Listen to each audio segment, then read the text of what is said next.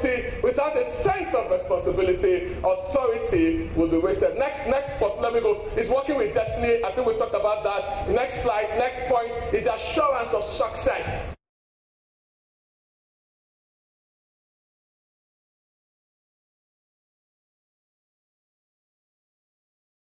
Might fail should not deter us from pursuing a cause we believe that is true. So even if there are risks, we know that this is what we should do, and we are going to plunge ahead. But I like what he said. I thought I knew a good deal about him. So men and women of purpose in the workplace, they do their research, rigorous research. They spend time, they put hours in order to bring the presentation. When I was told yesterday that, okay, it's the purpose-driven workforce, I have 30 minutes. If I did not spend hours, I spent at least 6 hours trying to put this slides together. And that sense, and you see, confidence also comes for that sense of knowledge. I have done my work, I have researched the industry. This is the right course for us to take, and I'm sure I'm going to win. I'm sure we are going to win. That's the sense of confidence. And can I say this to you? As I need to say this. Sometimes in purpose you might be a lone voice.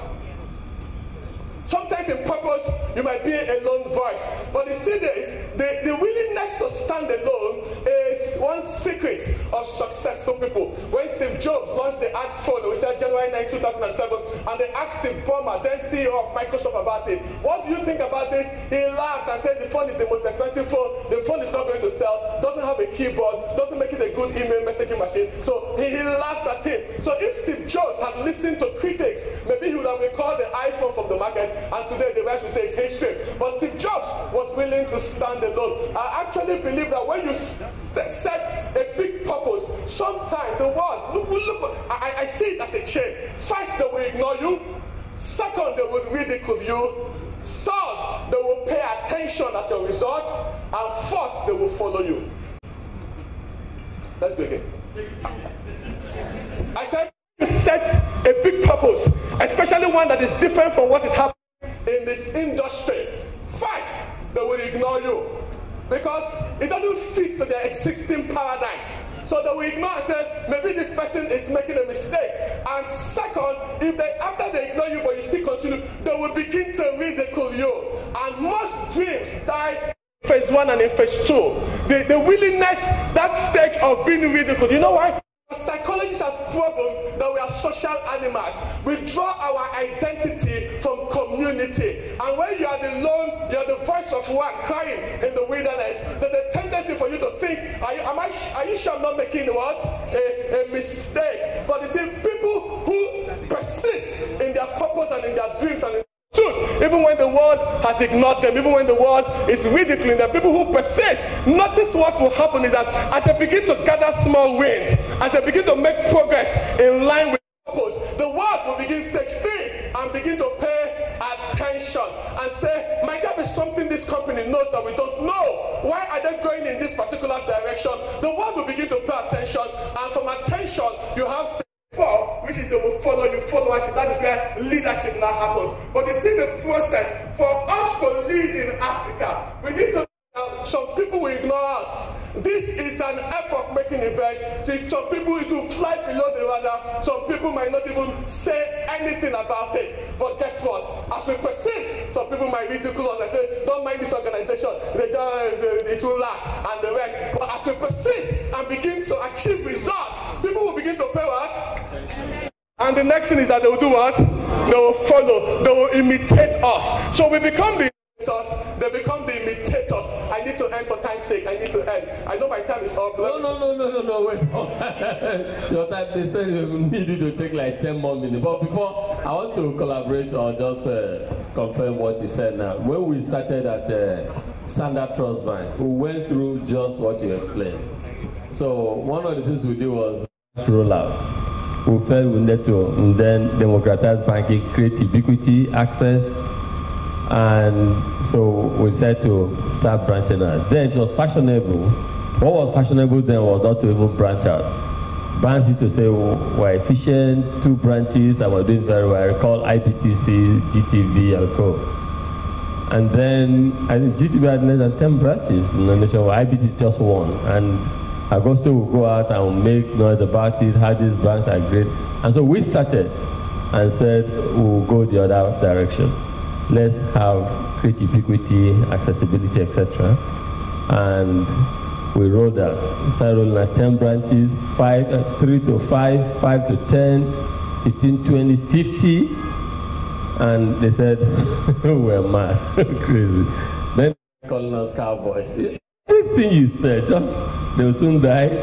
Cowboys. I remember at Debuti or some when I bang MB deliver a paper, it was just about us, the cowboys who would just cry the next day. And from there to the third phase, people started watching. What are they doing? These guys paying attention and started following. So brand banking became the end thing in Nigeria. So you're so right what you said. I thought I should. Thank you.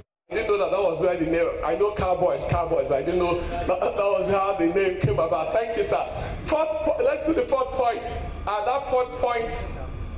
Can I have the next?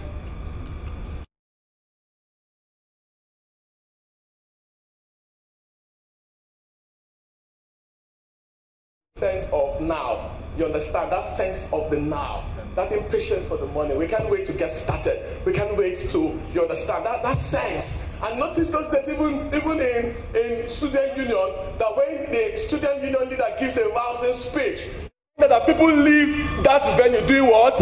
March. Let's go and take the word. That is the sense of the urgency for the now. So when I see somebody who there's no life, there's no sense of urgency, there's no energy, you take your time. Can I say this to you? The industry doesn't wait for you. You understand that if you take your time, it means that something is not wrong. There's a disconnect somewhere. Because he said I was impatient for the money. I can't wait to get started. I'm so excited. I look forward to this. Wow, send me. I am willing to go. That's the sense of now, the divine impatience for the money. Let me end with these 4 principles I wanted to quote.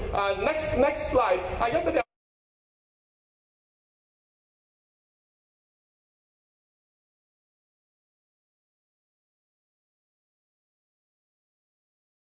picture. I started by saying that purpose is external. You need to look beyond your role. You need to look beyond your job. You need to see improving lives. You need to see transforming a continent. We need to keep that I have a dream speech for obvious before us. You understand? We need to keep it everywhere. We need to focus.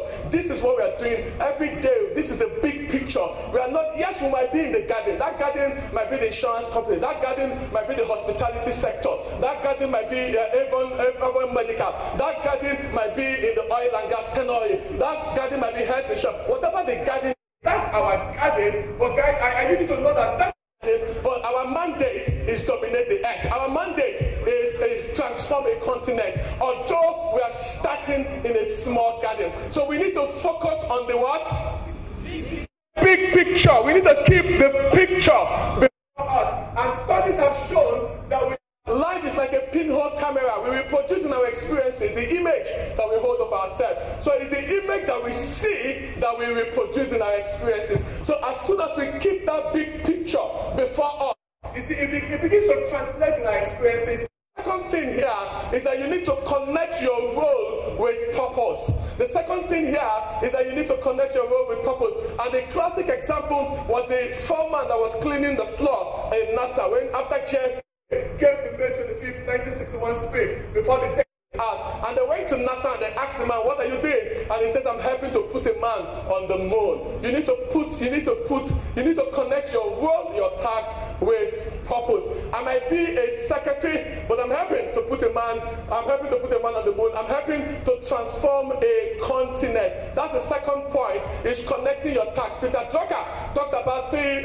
stonemasons, and they were working, and they went to the first one. I said, "What are you doing?" He says, I am here to just make a living. That's the job we talked about. The second one, they asked him, "What are you doing?" He said, "I'm doing the best work of stone cutting in the country." That's a career we talked about. And they asked the third one, "What are you doing?" He said, "I'm helping to build a cathedral." I know I am cutting stone, but what I'm actually doing is helping to build what? A cathedral. And that's the second part of purpose here. We need to connect our roles with purpose, and leadership plays a major part here. It's the role of the leader to connect that task with the ultimate purpose of that organization. So everybody sees how impactful, how meaningful their roles what their task is. And our task can change, our roles can change, but our purpose remains what?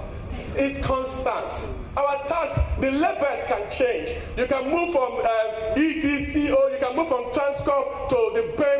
Your task can change, but what is unifying is that purpose. The third thing here is that you need to find meaningful experiences every day. Memories, stories, experiences to communicate purpose. So when somebody does something amazing, you understand, don't just say thank you. Say thank you, but also use that thank you to tell the group that this is exactly what I mean when I'm talking about purpose. So you need to connect meaningful experiences. So your experiences, you need to find, like what the man also said, all my past life has been a preparation. So there are two ways you find meaningful experiences. First, from your past, and second, in the organization every day. So somebody closes a deal, somebody delivers a report on time. You use that as a statement to say, guys, you have just lived one of our purpose statements in our value. That's point and number 3, and the final point, pillar of a purpose-driven workforce, is that you inspire others through excellence.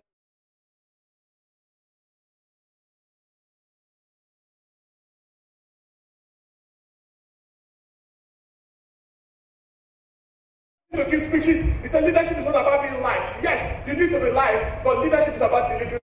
So a purpose-driven workforce is that workforce that inspires. So when you see the quality of your job, when you produce it and somebody sees it, the person says, wow, this is amazing. I know, guys, ultimately we need to build relationships.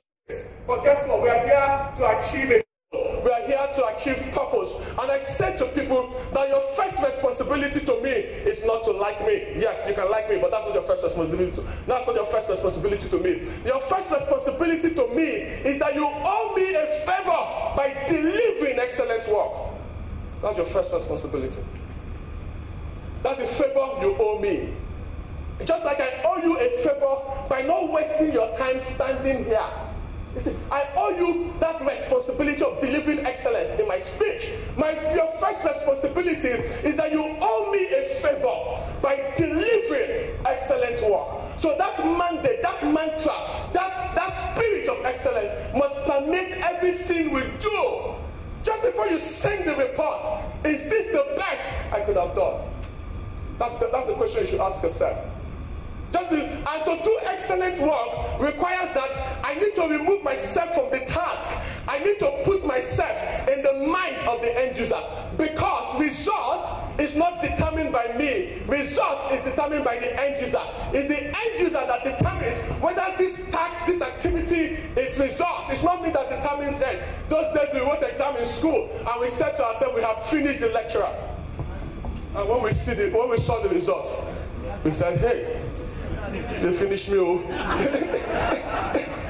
We said to ourselves, so it is not you that determines result. So when I'm giving a task from the top, when I'm giving a task by my line manager, when I'm giving a task by a fellow colleague, what I should do is remove myself from my task, put myself in my colleague's mind, in my line manager's mind, in my boss's mind, and ask myself, what will my boss consider excellent work, and add extra to that. That is the spirit of purpose driven. 2 quotes and I end. 2 quotes and I end.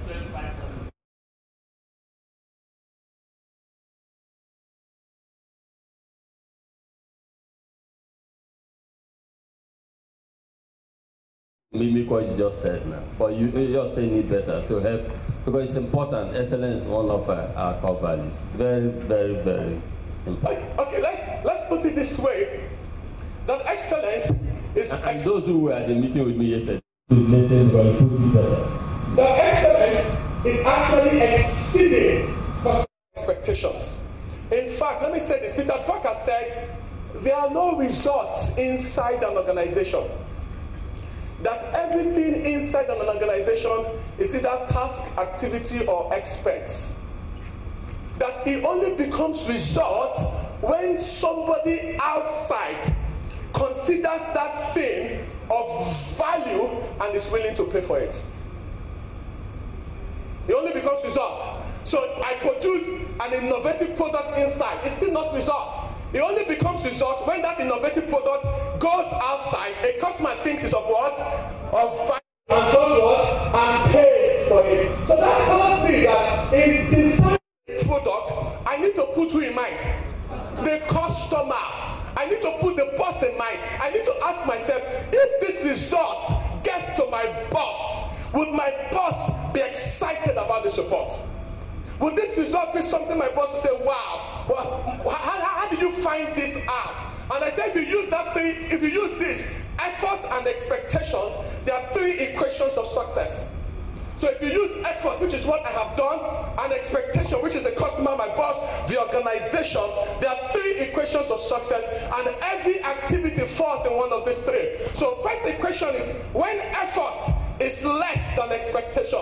So you send the report to the boss looks at the report and says, this does not meet my expectation. That is failure. Because any task that you do that gives your boss, that your boss has to now spend extra time with doing it, time that he would have used for something else, that organization is failing. Are you following me? That is failure. Effort less than expectation is failure. Effort equals expectation is satisfaction. Okay, I've seen the report, is okay. Okay, it's not amazing. But effort exceeding expectation is what excellence is. And somebody says on the highway of excellence, there are no traffic jam. You know why?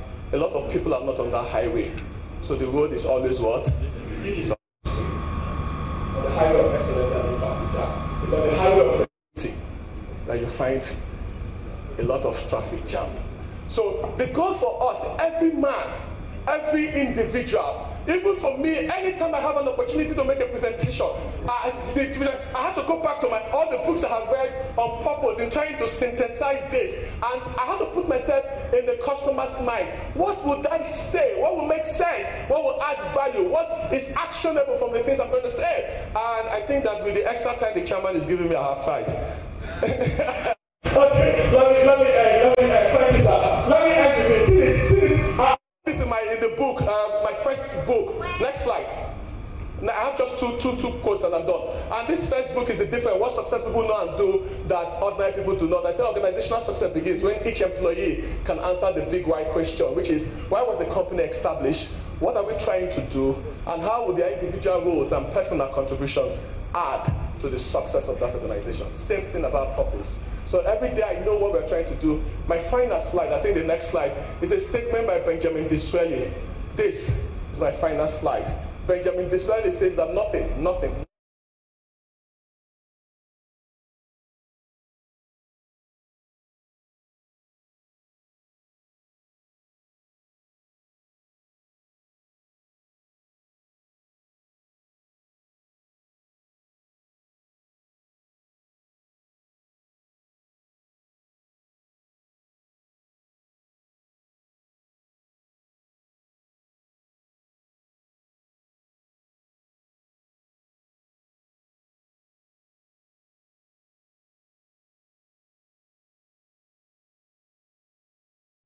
on the purpose of improving lives and transforming the continent. Thank you very much.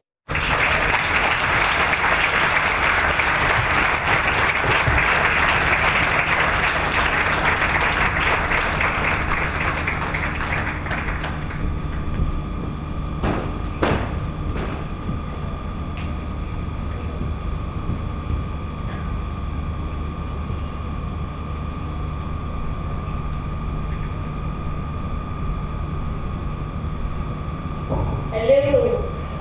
Wow. Are we feeling energized? Are we feeling energized? Maxwell, thank you so much. That was amazing. You went, in fact, it was excellent in your presentation. It was, what did you say? Effort plus exceeding expectations.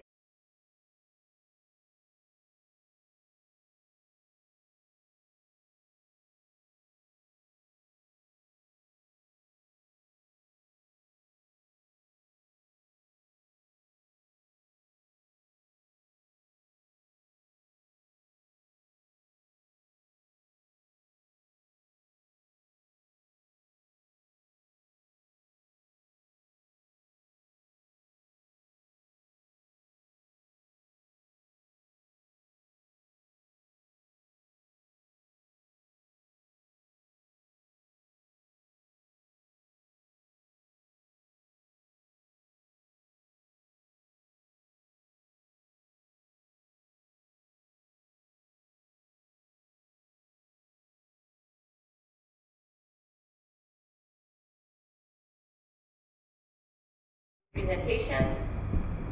So here's Owen. Thank you. Good morning, everyone. Good morning, everyone. People know that I cannot walk now. Do you know Owen? So good morning, everyone. Up.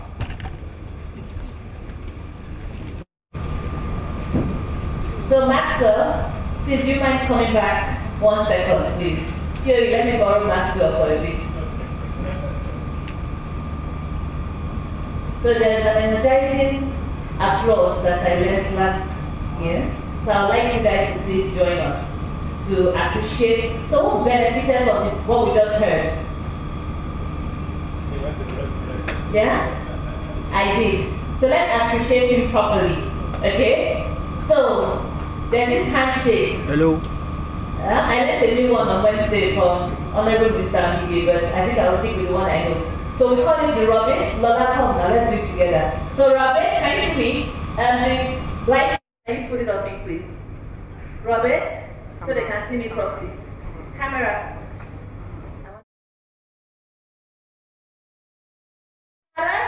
Robert, you getting harder? Now rolling, rub it again. Now thunder.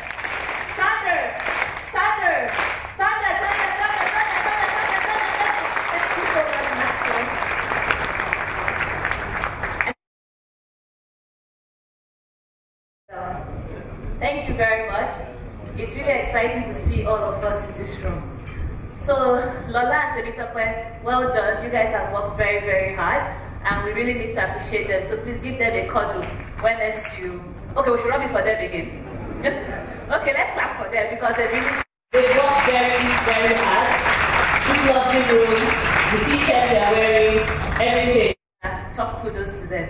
So Lola asked me to speak about why organizational culture was important. At the same time, she has asked me to introduce myself. So my name is Owen.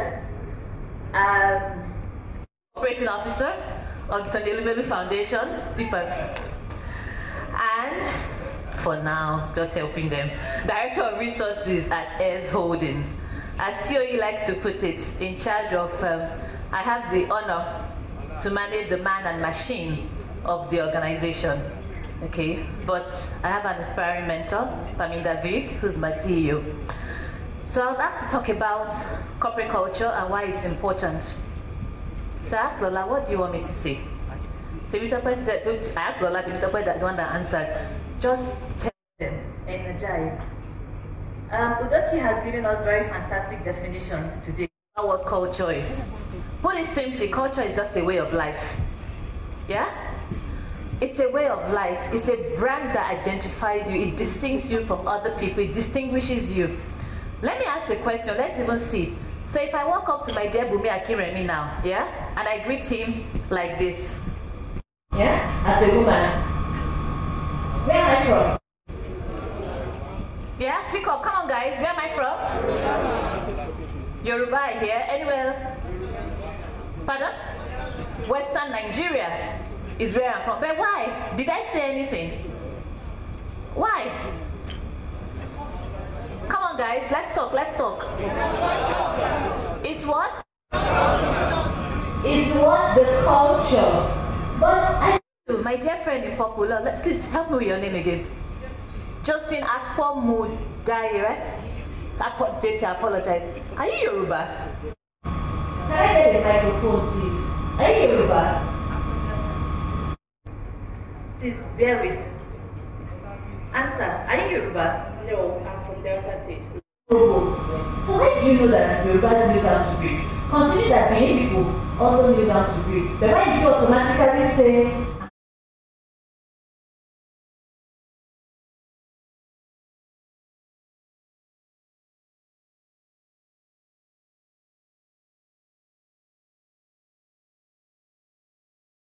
there's Yoruba, you know, there's a culture. Popularly, it's Yoruba that does that. So let's make it so that not take that into why organizational culture is important. To be known by. Do you understand? It's what you will be known by. Ask yourself, I'm sure you know somebody who graduated from Harvard. Put up your hand if you know one person who graduated from Harvard. right?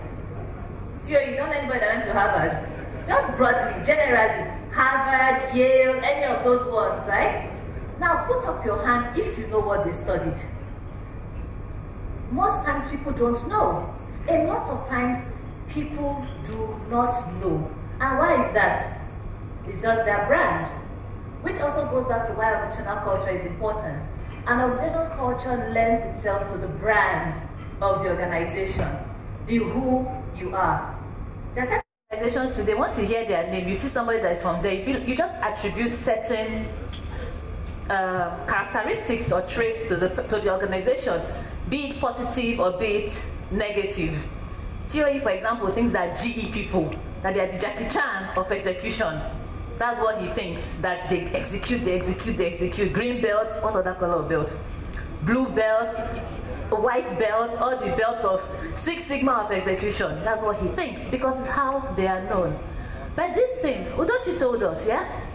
The beliefs, the behaviors, values, symbols that people accept without thinking about them.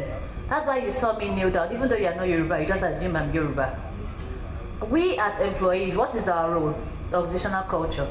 Again, back to its importance. It unites all of us. Lola leads integration and innovation, but we actually are the ones who integrate the organization. That's where you find organizational culture coming in. It gives you a common platform to understand what is expected of you. You want to wear. We know that what unifies us is we have our values. We summarize them into 3 E's. Enterprise. Come on. Louder. And together, we have the HH culture. But those are the values that also give life to what we are doing. Again, we go there, we said our values and symbols. What are the symbols, do you think? So, excellence, execution, value. Is it a symbol we wear? Hello? What symbols do we wear that show us as employees or people who are part of this amazing Ayers Holdings culture? I heard somebody say it. Your lapel pin is one of them. Yeah? Do we all have lapel pins here? Well done, Binta, right? Lapel pin. The colors, right? What is your brand color? Ash and red. Which company are you from? Afriland. Great, great. Any other one? Yes, ma'am. White, gray, and red. And you are Prudential. Round of applause for everybody who has spoken. Oban, what's your color? And that black on your head is which one? So, organizational culture, why is it important? You see, it cannot be emphasized enough about what it means to all of us. It brings us together. We are all different human beings. So when we are recruiting and say, okay, how are you getting the people to come in? One of the things we find, Maxwell talked about 3 concepts. He talked about job, career, and what? Calling. Now let me say, in my own experience, some of the things that have helped. There's this theory in human resources called organizational identity. And what it simply says is to what extent your personal values as an individual aligns with the organization's goals. So let's assume that you find a situation whereby your values align with what the organization is doing. So you say, look, I know people here privately who do like some CSR on their own, and they believe in giving back. So if you're working in the foundation, or you're working in Ayers Holdings Group, where we have this purpose of improving lives, transforming the continent, sorry, Africa, not just any continent, how do you think will it be for you? You'll find it easier to turn your job, even beyond being a job, because of course, the job is the basic, first of all, because you have to satisfy your basic needs. Beyond being a job, beyond being a career, it is a calling for you. So if you have to go through rain, like last week Saturday, when people literally swam to get to Ayers Holdings, it doesn't matter, because it is what? Hello? It is a calling. But if it is a job, just a job, it's very easy to pick up the phone and call in sick. It's very easy to come up with excuses. So what organizational culture does for you is that it energizes you.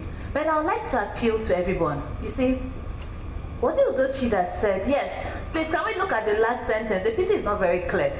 We said a culture is the way of group of life and It's passed along by communication and imitation from one generation to the next. I repeat, communication and imitation from one generation to the next. All of us in this room, we have a role to play in protecting, preserving, upholding our organization culture. Very critical. I repeat, we all have a role to play. If you see someone who is doing what you know is not aligned with the organizational culture, what should you do? No, let me give options. A, wait for HR to do it. Come on, guys. A, wait for HR. 2, wait for the boss. 3, take action. I want to get that conviction. Are you really saying that? You're not saying it because we are here. The clarity is there. 3, take action. And do you know why you should take action? The organization culture is everyone's responsibility. It's not Olamide's responsibility. It's not Owen's responsibility. Gloria, Omoni, Tolui, Oye, Bolanle, Oyinko. No, Napoleon, no. It's everyone's responsibility. And let me tell you why it's everyone's responsibility. If it is good, it reflects on us, right? If it is bad, what happens? It does what? So if people look at us from outside and they say, hang on, you're from age group. You must be smart. You must be diligent. You must be high on execution. Excellence comes to you naturally. Now, in fact, when it comes to getting things done, there's nothing stops you. You're very enterprising. If you have that kind of brand around you, I think it's very easy to say that the sky is too low to be your limit. Have a good morning, everyone.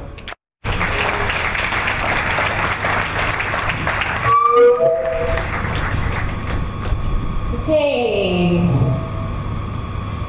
Thanks so much, Joanne. Okay, I think it's too early for us. I guess it's not that early anymore. But I think it's time we got to moving a bit, right?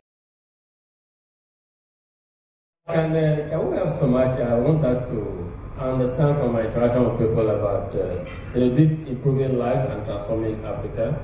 Let so much give us small 5-10 minutes talk about it.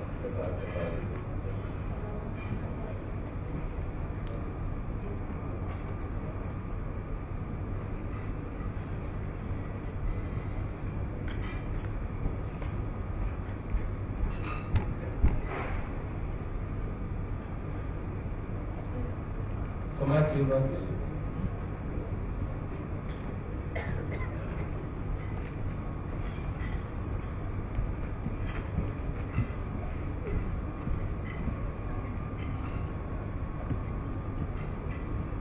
Good morning, everybody. My name is Samachi Petasolga. I'm the head of External Relations and Policy at the Tumi Embele Foundation. Very happy to be here, very happy to see my Asian brothers and sisters. It's not very often we get together in one place. Very new, unfamiliar faces. I plan to go around, network, and then learn about you, your companies, and what drives you. So I'm here to speak about Africa for 5 minutes. And I'll start with telling my own story. So I had come back from graduate school in America, had come to Nigeria. I was working with a consulting firm, and then I knew that that wasn't what I wanted to do. So I had studied development economics. So economics is my first degree, and I went for my master's in development economics. And I was stuck in a consulting firm. So we were doing a lot of good work. We were hardworking, we were passionate, we were diligent. Our customers were happy, our clients were flying. But I knew that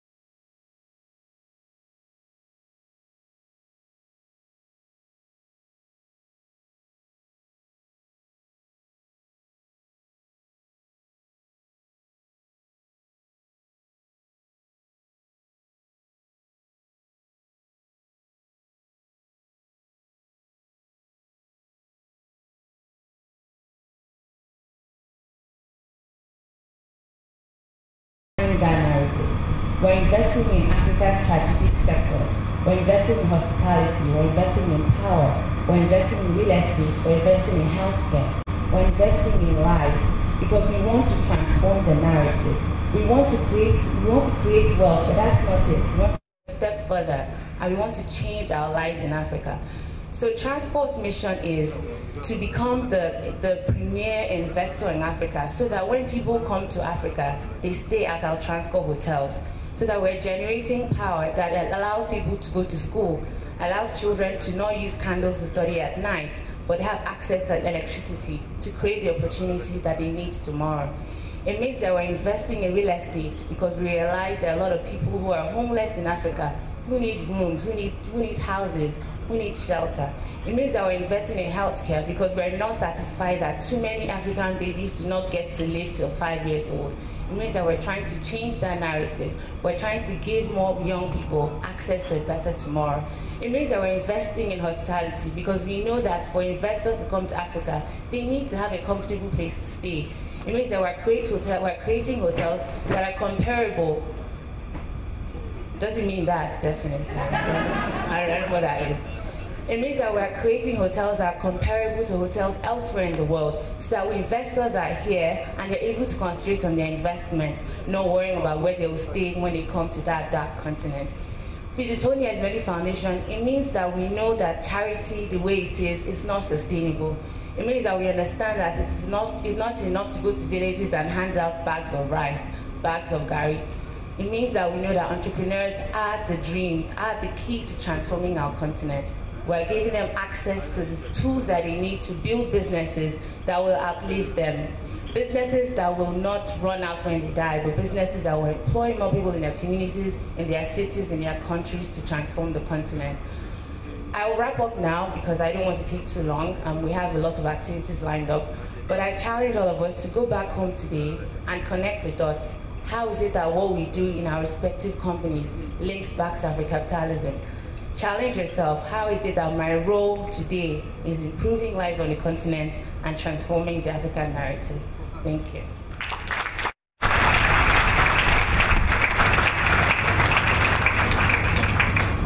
Thank you very much, Samachi. So it's very interesting because I've a bunch of feedback.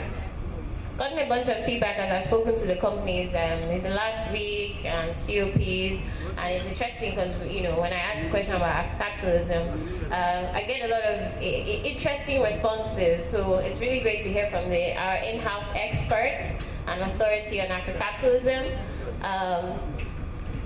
So yeah, that's great.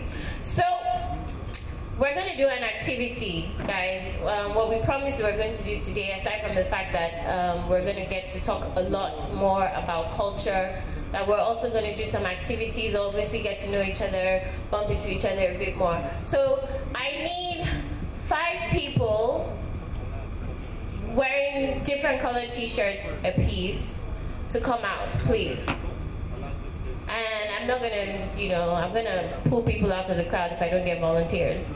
So, okay, I need a red shirt, another red shirt. I need a purple shirt. I need an orange shirt. I'm waiting. I promised you guys that a lot of people have been asking me what time this will end, so we can be here until you guys volunteer. Yes, sir, orange shirts.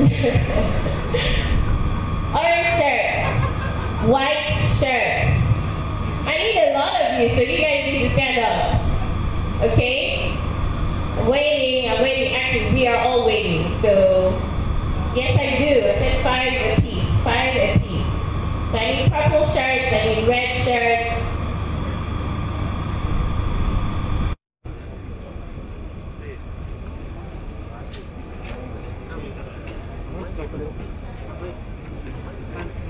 I need you to form a line. And after this line is formed, I need another line. So I need another set of shirts. Come on, guys.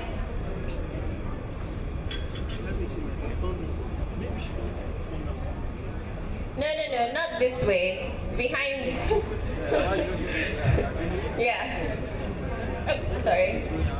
No, not that way. So it's just one line and another line. Okay, so line up this way and the next line behind. So it's not 4 people deep, it's supposed to be only 2 deep. Not that way, okay. It works, fine. I need more, please, more. Come on, come on, come on. Who is going to help whites and red on this side? Oh?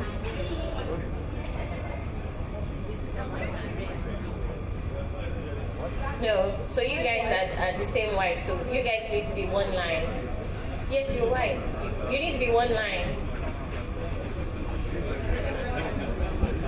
Yeah, but you form 2 7. I just need 4 lines. Can you step forward? Step forward, please. There's more room in this line.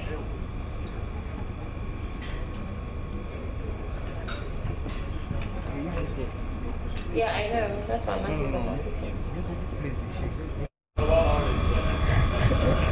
Orange needs help, oh. So, white should come and join. There's more white here. I need 20 people per line. So please, yes. It's okay. Move forward, move forward, move forward. Spread out, please. Let there be room between you.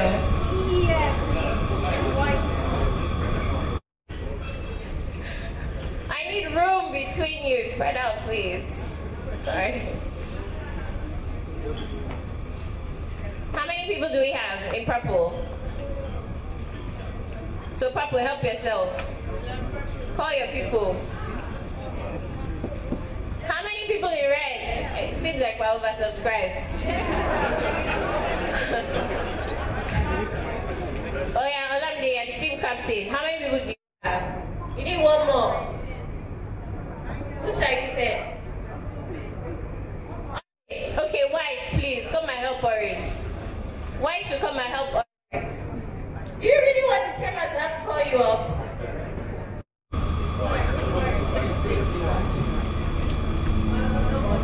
Okay, good, great. Pizzo. How many are in your line? Please tell me. You're the first counting. 17. I said we need 20. Step forward, please. As much as you can. I don't know, we might need to move some chairs.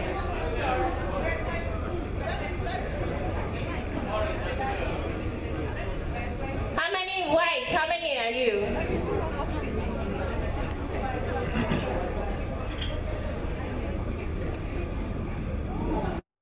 So let me know when your team is complete.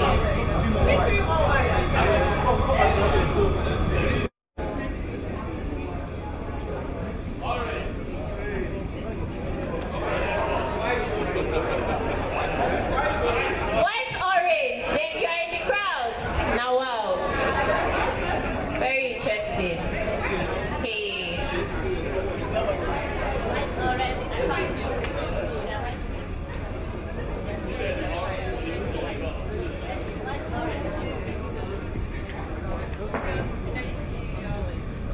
is very long. I want to please let me test something. Because the line is very long, can you guys line up this way? Is it possible for you to turn and line up this way? Okay, please. So white, you face that way.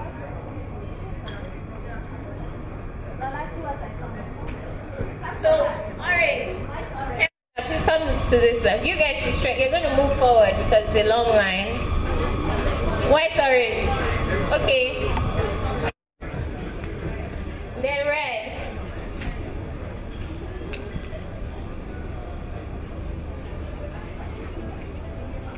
And then purple.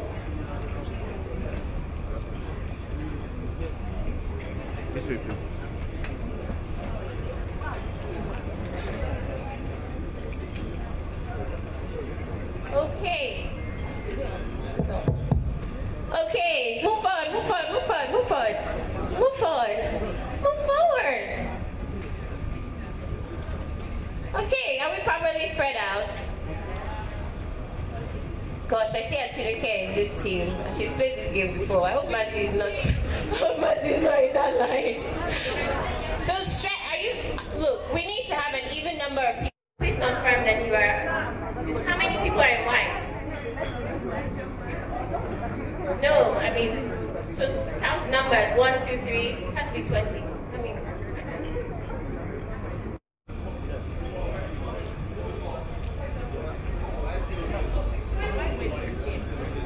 You're 20. Orange, are you 20? You need 2 more. Are there any white oranges in the crowd? White orange, they need 2 more.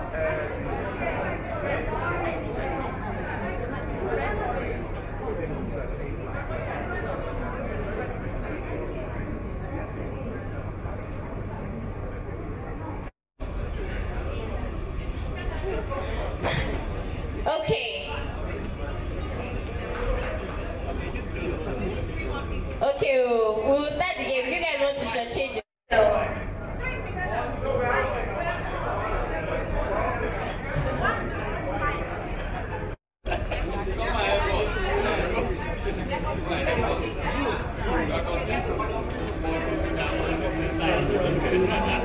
Okay, so I'm going to explain the rules of the game.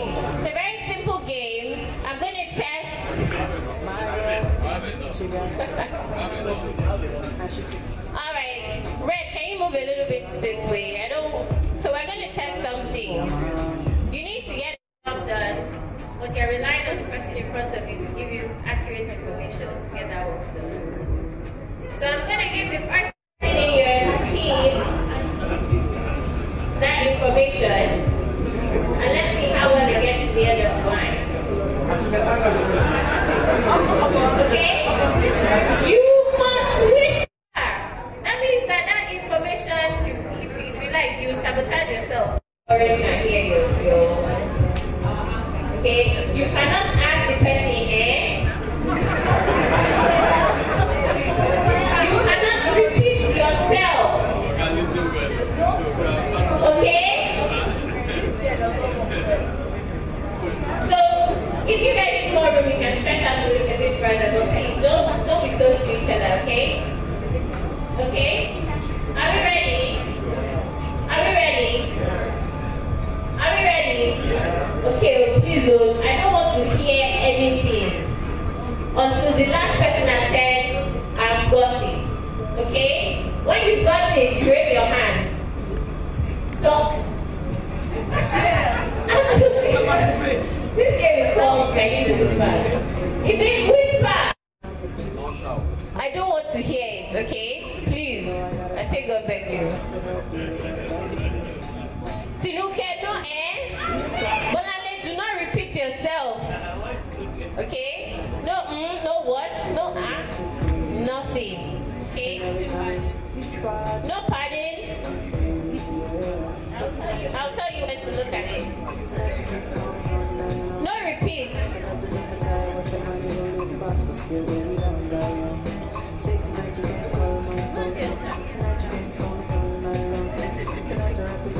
Okay.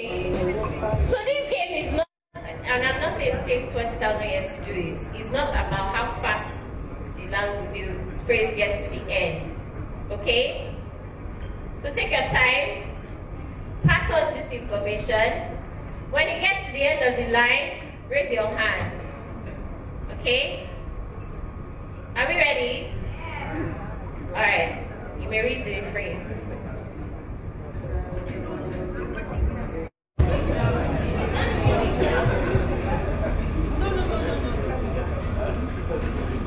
Cover the phrase once you close the sheet of paper, fold it.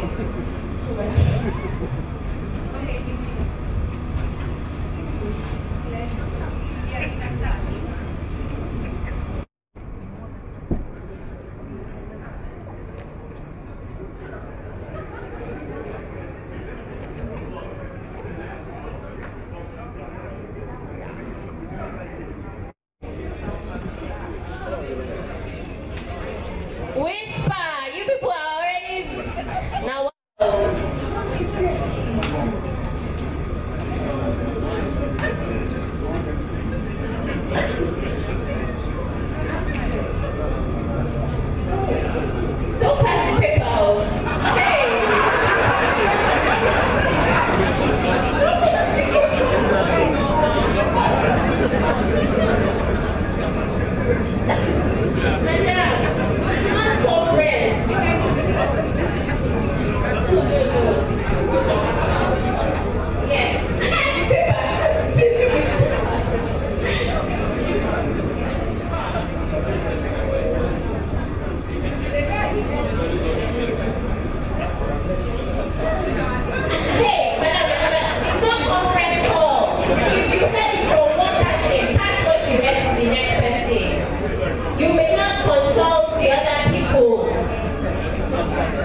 You have to pass on what you heard.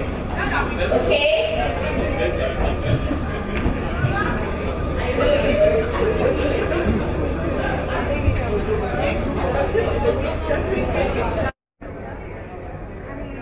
No. Who has betrayed here? What's going on here? What's going on here? Who has the message? No. Whatever message you heard, pass it on. It doesn't, and you're passing it on to the next person. Who is?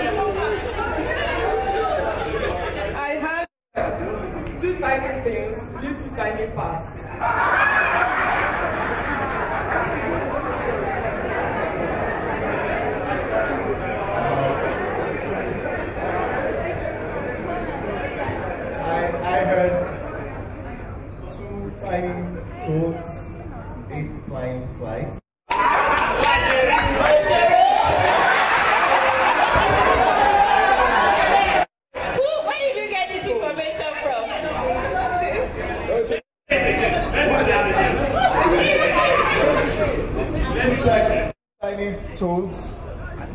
2 tiny toads. 8 flying flies.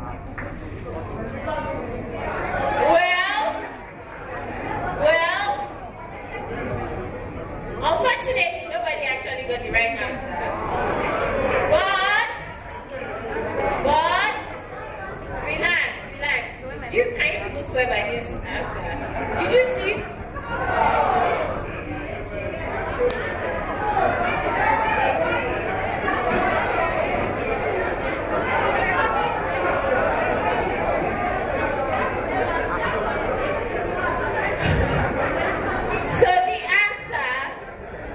The phrase was, wow, Olamide, did you misread the thing for real?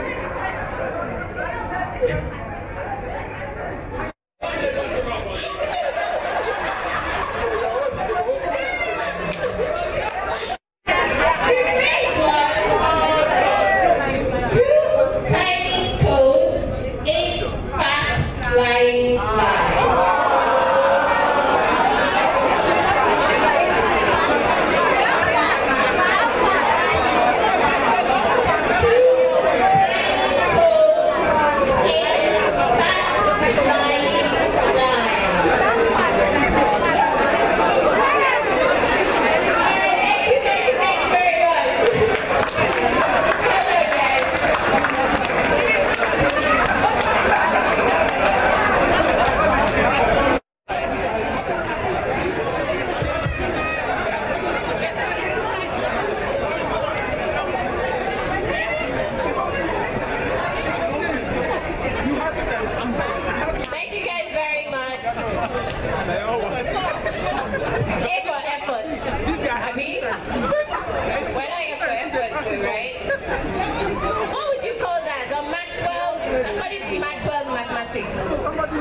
Effort plus. I don't think that was excellent. I'm not sure. I mean, left to me, I don't think that was excellent. Wow. All right, thank you guys very much. So throughout the week, I've been talking to companies, getting your feedback, sharing obviously about the culture, our purpose. I've also talked about Afrocapitalism, talked about a bunch of things, but I think it's time for us to hear from one of us, somebody that is, not me. And so I'm going to call on Toyin Awesu. Toyin. Hey, Toyin. Let's give a round of applause. Does everybody know Toyin? Everybody doesn't know Toyin. Toyin Awesu is the head of marketing and corporate comms for United Capital for the group, and a good friend of mine as well. So I'm going to let her talk about what she's going to talk about. I feel so special. What a great introduction. Thank you. Good morning, everyone. It's a pleasure to be here, and I'm nervous as heck, but I shouldn't be. I'm in the midst of my fellow colleagues. So I'm here this morning to talk about execution. Could you please talk about execution at HH Culture Day? It took me a few days to really ponder over what execution means to me and what it means to me and as a member in this organization.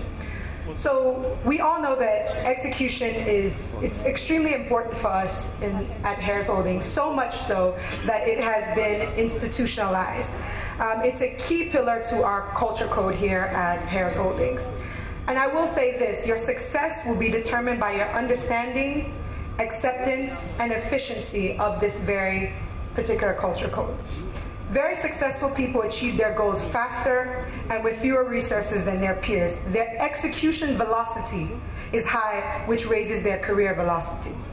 So, we say execution, execution, execution. What does that mean? It doesn't really mean just doing stuff. Execution is the result of thousands of decisions made every day by employees acting according to the information they have and their own self-interest. You actually have to want to execute. It has to be in you. If the strategy is about what you do, then execution is about making it happen. You actually have to get it done. Done right, it's a disciplined process. There's sacrifice. It's a logical set of connected activities by an organization to make strategy work. It's more than just keeping yourself busy. So at Harris Holdings, we're not here to just run around in a circle. We have a purpose. We have a strategy. We have somewhere that we're trying to go. Your ability and willingness and desire and acceptance to doing this will lead to efficient execution. So over the years, I've had the opportunity to work in a variety of sectors. Right now, I'm in investment banking, but I've also worked in education, higher education, media, entertainment, publishing. I've worked as an account manager at an ad agency, and execution has been really important because, especially in corporate communications, we're deadline driven. And I will say it's been probably the bedrock to my growth and success along the years. So here are some tips I want to share with you all for efficient and, I guess, increasing our execution as individuals and, of course, collectively as a group. So first thing is we must have a strategy. Like I said, execution is about carrying out a plan, order, or a course of action. Therefore, you have to have a plan. Don't just start your day as is. Have a plan for yourself with what you intend to achieve by the end of the day. Even if it's your own personal plan, tie it in with how you want to ensure that you've reached those goals. Know your point A and your point B. A former supervisor of mine when I was back in Boston, Zamawa used to tell me that it's not enough to just know what you're doing. You need to know every single step. Know point A to point B along the process when we're about to have an event. Because this will ensure that if there's a change along the way, you're able to be nimble and make those adjustments to ensure that you still execute, because you can't have an excuse because something happened, that's why I couldn't, execute. Another tip I want to give to increase your execution ability is project and time management. I learned a few years ago something called the Eisenhower Matrix, and I'll show you a short video on the Eisenhower Matrix.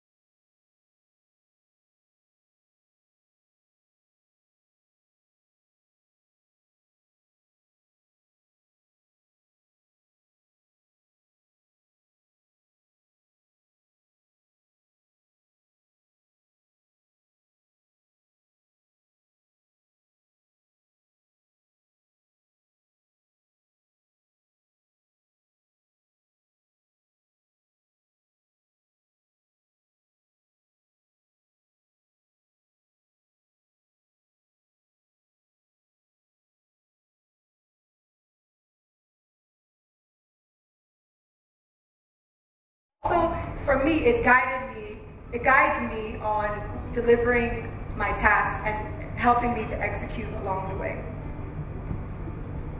So for whatever reason, the sound isn't working, but that's the Eisenhower Matrix.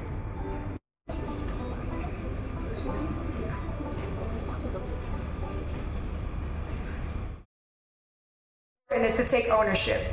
Everyone has a good idea of the decisions and actions for which he or she is responsible for. Be accountable for your role in the advancement of your organization. It's also for the benefit of your own career. You can also be entrepreneurial. In taking ownership, it means you can also take on the abilities of like an entrepreneur in your own role. And there's sacrifice to execution. Sometimes you have to say no to hanging out in the evening with your friends, or not spending time on the internet, or coming in on a Saturday. They're sacrificed with execution. So in closing, we should all ask ourselves today, in the Harris Holdings Group, what is execution all about? And are you imbibing this culture? Nigeria will surely throw us curveballs, especially in this environment that we work in. It's the nature of the environment, that we operate in, but that does not give us a reason to not execute. You'll come to find the biggest breakthroughs are often during your most uncomfortable times, and that's when you need to execute. Thank you.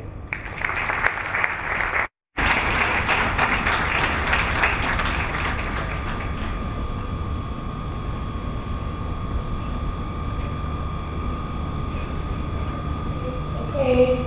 All right, awesome. Thank you so much, Zoe. Can we give a round of applause? Are we feeling energized? Are we feeling energized? So this part of the program is actually going to run a bit rapidly through. I'm actually going to do another activity. Sorry, Claire keeps reminding me, we're on social media. If you guys want to tweet about this or put it on Instagram, the hashtag is HHCultureDay, one word. So feel free to take photos, selfies, whatever it is that you want to do, please share across your platforms. Okay, so for this activity, I need 4 teams, preferably just 5 people this time, and I promise it's only just 5 people. So people who did not participate in the first activity, and if you participated, you can nominate the person beside you who didn't participate. So feel free. This is color agnostic. Okay? 5 people, 4 teams. Come on. And we want to run quick. Please, come up, come up. Come up, come up, come up, come up. Come up, come up, come up, come up, come up. Chairman's mic, please. Akiremi. Bumi Akiremi. And the nominated. So, team 1. Team 1. Over here. 5 people. Team 1, over here. Team 2. Don't line up, just your group. Is this 5? Okay, yeah, go, we can line up. 5 to 2. 5 people. Here. Yes? What? No, we have 4 teams of 5, so there's room for more. There's room for more. There really is. Alex? Tolui? Come on, guys. Come on, guys. We have 1 team that is madness right now. Yeah? Yes, certainly. I'm not excluding you if you participated before. You certainly can volunteer again. Pearl, come up, quickly. Come on, guys. We need 6 more people. Christiana.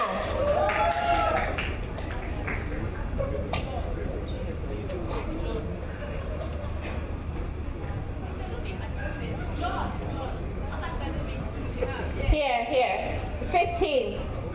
Oh wait, 14. No, only 5 people per team.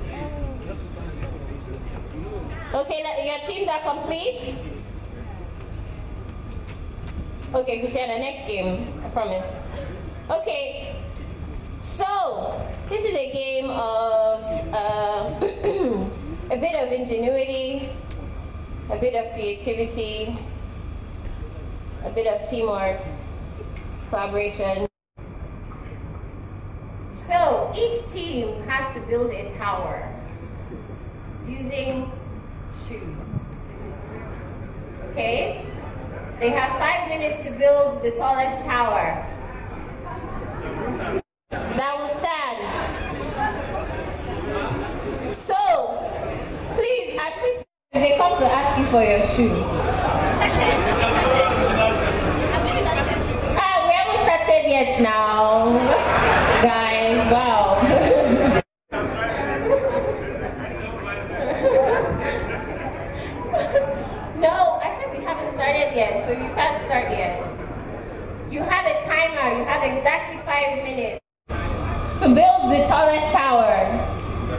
But you have to put your shoes back on. I don't understand what's going on.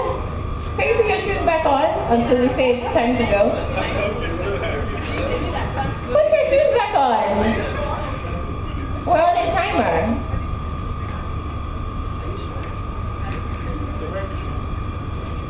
Booming, there's a lot of shoes in the hall.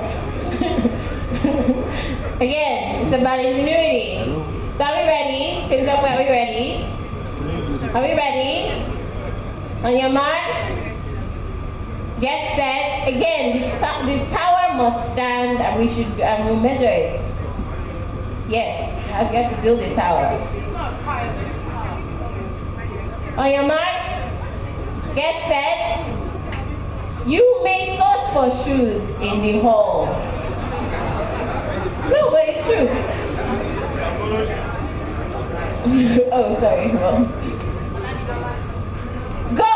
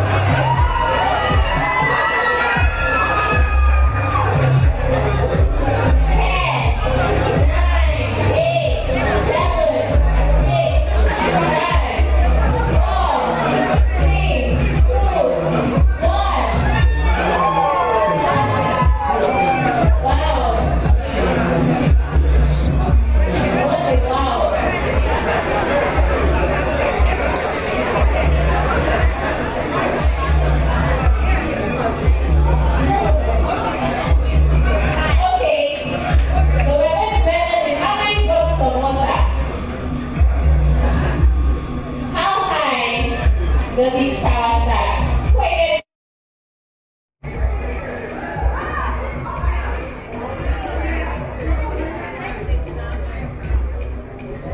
Okay, we're going to start from team 4.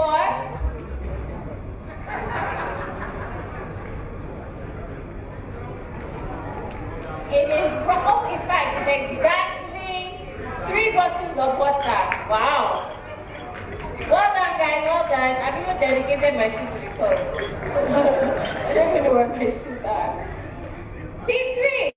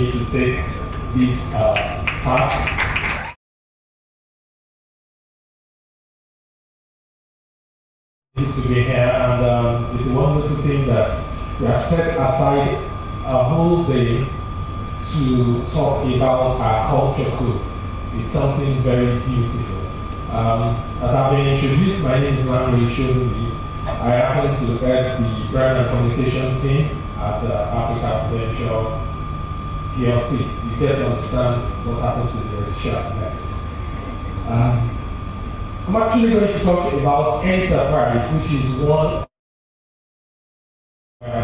here to discuss today. Enterprise. First, I ask, are we willing to pay the price? No. Yes. Then let's just go into the slides and then we'll see how we roll. So I'll speak to this as I go, but just keep it somewhere. Follow to see. Hashtag follow to see. Now, according to what I got from Lola this week, we say an enterprising person one who sees opportunity in all areas of life. And then we have 3 keywords describing who is an enterprising person. Someone that has passion, someone with ingenuity, and someone with a lot of tenacity. And then I'll just talk through this. These are some of the tips I got from the innovation team, and then I'll just move straight on to my own ideas about enterprise. If you're working on something you really care about, you don't have to be pushed to do it. That's something by Steve Jobs, who we are all familiar with. And when we're talking about someone who is really enterprising, I think all these, of course, we would have seen this in the culture code book we have in our hands. I'll just run through this up to the next slide. So, someone with a lot of passion, what drives you? Do you need someone to always probably send you a mail, someone sending you a reminder? So each time you get a second reminder with exclamation mark or 2 to 3 exclamation marks, then you should begin to ask yourself that probably you're not enterprising enough. Why? Because probably the passion is not there. Now, up to ingenuity. Innovation is all about change. There are things there are ways things are done in the past, and then we always sit down and ask ourselves, how better can we do this? The successes of yesterday are for yesterday. We must think about building and achieving the success of today. When Dr. Maxwell was speaking, he said something about you not having results until someone out there sees it as a result. And then I'm going to tie this back to what it means to be enterprising. Then in the next slide, we talk about tenacity. When you're faced with a brick wall, that is the time to always give it your best, not the time to give up. Are we together? Am I boring? Okay, thank you for that encouragement. I have just 10 minutes to do this business. Now, to the next slide. I don't want to bore you with this. Now, these are my own thoughts. When we are talking about enterprising, we are talking about result orientation, something that is about result. It's not just about activity, it's about the result. So when we hear the saying, which is becoming more like a cliche, effort is not rewarded, it is result that is rewarded. Thank you. Enterprise, no please, previous. Enterprise is about resource management. When Owen was talking about she being the one in charge of man and machine, then obviously she must be enterprising to wear that very large cap. Determined never to be idle, no person will have occasion to complain of want of time. Now what this is saying is, if you're really enterprising, then you must master the act of time management. Master the act of resource management. Master the act of managing your team members, managing every resource within your reach. That is what actually shows you as being an enterprising person. How much results can you get out of these little resources within your control? Now, business-like. This quote says, today's partners can be your competitors tomorrow, and today's competitors can be your partners tomorrow. Now, we're in business today, we have partners. If we don't keep things business-like, if we're not enterprising with the way we think, in our thought pattern, then we will probably lose some things in the future. But when we keep things business-like, it's all about the results, it's all about bringing change to our environment, it's all about creating value. It doesn't matter who you partner with, so long as your ethical values are not in conflict.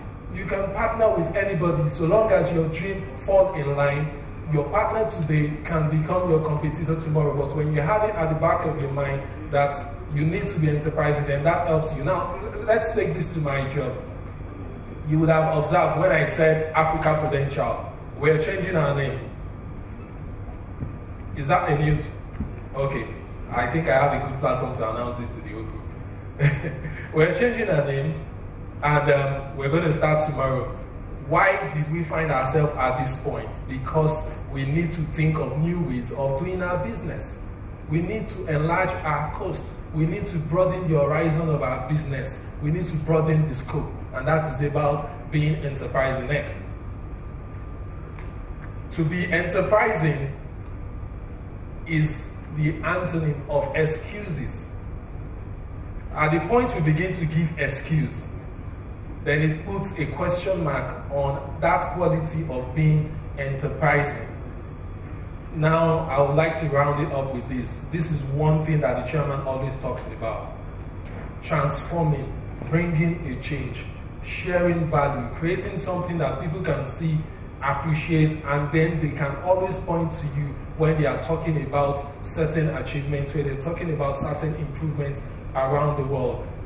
Regardless of the kind of business we're in, either healthcare, either hospitality, power, financial services, it's all about changing the way things are done. And at Africa Prudential Registrar, in our own way, that is what we do. That is our top line. And like I said, we're rolling out our new name, and we're more or less rebranding.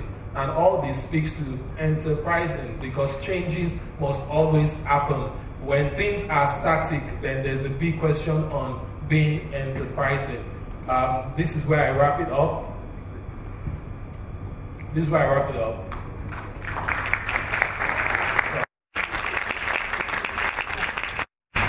Thank you so much, Mary. Thank you so much. Well, like I said, I'm going to run really quickly through this section.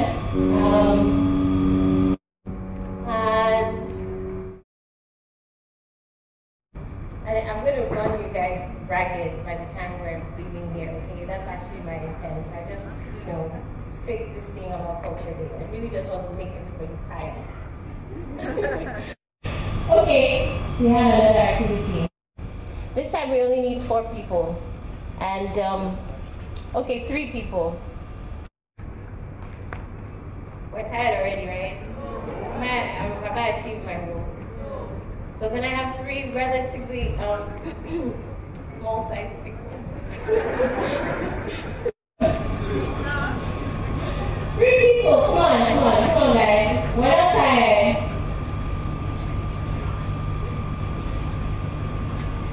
Everybody, are you in the building?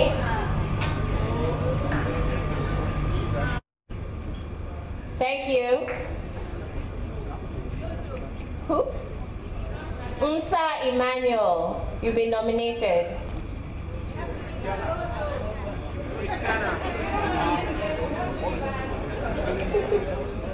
Yes. We need one more person. All right, did you volunteer? One more person.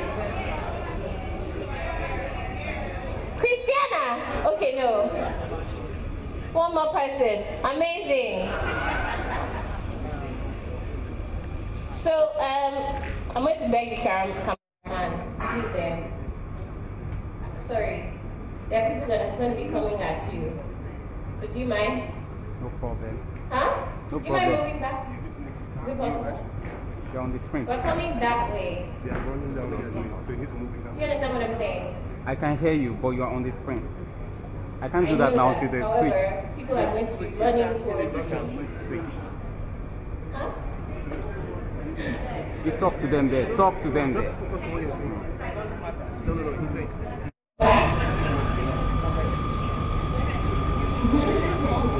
So this is a race, as I said. People are going to be running. Who remembers this game? Who remembers this game? If you went to primary school this night, you must come on. Kindergarten.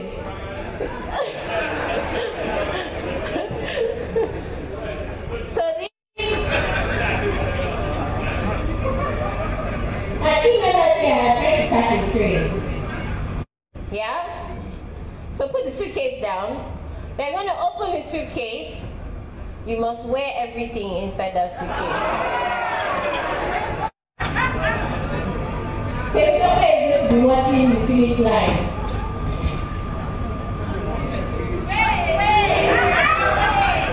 Okay, wait, before you open it, I'm so scared that but can you see the end of it? Okay, so coming over there.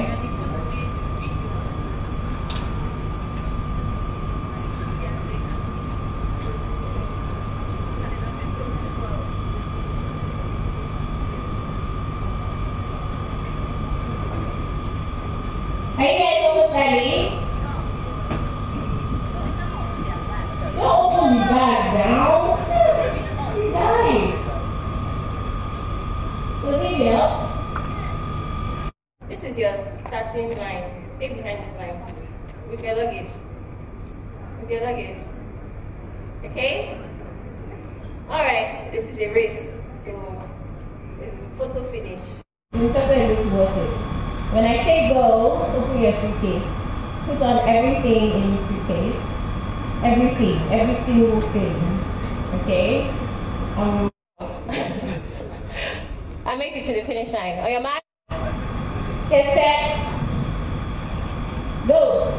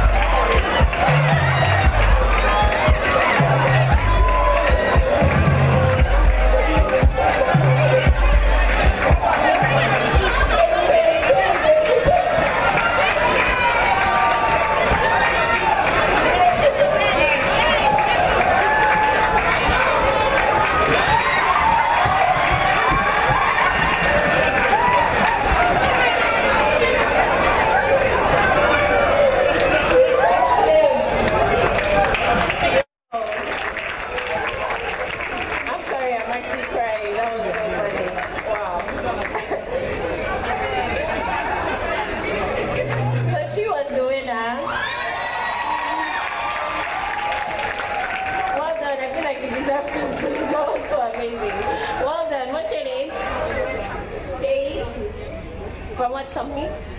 Woo! Well done, well done. Wow, you guys look spectacular. Wow. It will be very nice. You guys can go back. Thank you so much. Please, a round of applause for them again.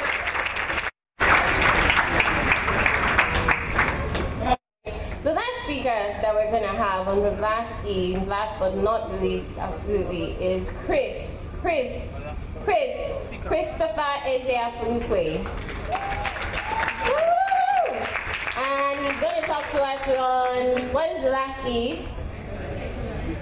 Thank you very much.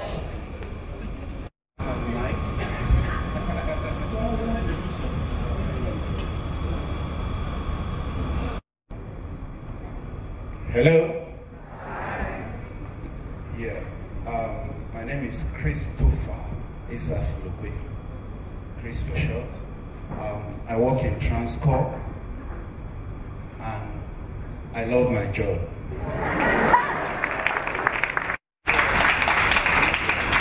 You know what that job is? I help Transcorp to ensure that the collective objective of the group is accomplished. And so in doing that, I support the CEO from the legal point and from the business development side. So I'm here to talk about excellence. And what I've done is to give it a rider, excellence and additional perspective. Sorry, there are no slides, so I'll carry us along as interestingly as possible. It's an additional perspective because I decided to take a simple approach to ask the basic question, what is excellence? And what did I do? I went to our normal savior in this generation, Google. And I checked, I just typed in excellence. And interestingly, Google was on my side because I wasn't interested in anything too long, sophisticated, cerebral, you know. And Google told me that excellence is the quality of being outstanding or extremely good. Very simple. The quality of being outstanding or extremely good. So I just took a little step just to make sure that I'm clear on it. And I asked Wikipedia, what do you think about excellence? And Wikipedia told me that excellence is a talent or quality which is unusually good and so surpasses ordinary standards. And I stopped and I said I was fine. So I got the clarity I was looking for from Wikipedia to tell me that we're talking of something that is unusually good. For Google, is extra good. And I tried to look at being outstanding. Interestingly, outstanding I was also told that outstanding means exceptionally good. So already we have some common denominators. Okay, good has appeared in about 3 places. But however, the good, or the goods in quotes, we are qualified. So we're not here to talk about good. We're not here to talk about very good. We're here to talk about extremely good, exceptionally good, unusually good. That is excellence. And so what I did was to also put it home a little bit so that we'll start from the base. Because there's an aspect of excellence we often overlook, but it's so critical that it impacts even the big picture at the end of the day. I recognize that excellence could be divided into 2. Personal excellence, or excellence at the personal level, and organizational excellence, or excellence at the organization level. Personal excellence is often not emphasized because we're in an organization. However, personal excellence is so critical, as a matter of fact, that I dare put it on the floor here, that if you don't have personal excellence, I don't know how you're going to achieve organizational excellence. Personal excellence, if we take that simple definition, which is the quality of being outstanding or exceptionally good in your personal life. Simple. And when we talk about personal life, we're talking about your relationships, significant relationships, marriage, courtship. We're talking about your emotional life, your emotions. We're talking about your health. We're talking about your personal finances. We're talking of some of these key personal things that we consider very soft, but are so critical to achieving the big picture. And so, oftentimes we make that mistake And I put it again that for me, I think it's a fallacy to make those expressions like it doesn't matter what I do with my personal life. I separate my personal life from the organizational life, so it doesn't matter what I do with my personal life. But it's a fallacy because honestly, what you do with your personal life, to a large extent, depending on how you manage it and how smart you are, would impact significantly on how you deliver at the workplace. Typical example, Sunday night, you are in a nightclub and you're dancing and all the things that go with it till about 2 a.m., 3 a.m. You get home, and then by 5 a.m., those of us who live where the flood, did some things. So you have to get up, you have to leave your house very early. So you've barely had about 2-3 hours sleep, and you get to office, and you want to make argument that you're going to be exceptionally productive in the office. How? And you get to the office, and you want to say that you will be exceptionally productive. How? You will manifest excellence. How? So it's very important. If you don't have personal excellence, it's going to be very difficult to achieve organizational excellence in the workplace. So we need to fix those things that need to be fixed in our personal lives. Yes, it's our personal lives. Like I said, if you manage it well, it may not impact. I remember in those days when we were in the banking sector, it was so easy to know some of our bosses whose personal lives were not fixed. In the workplace, it was so easy. Look at how they work, look at the productivity, you will know that something is wrong. You may not pinpoint it. So I decided to take this point home, so that it's not lost on us that it's very difficult that there is no excellence in your personal life and you're claiming that you are achieving excellence at the workplace.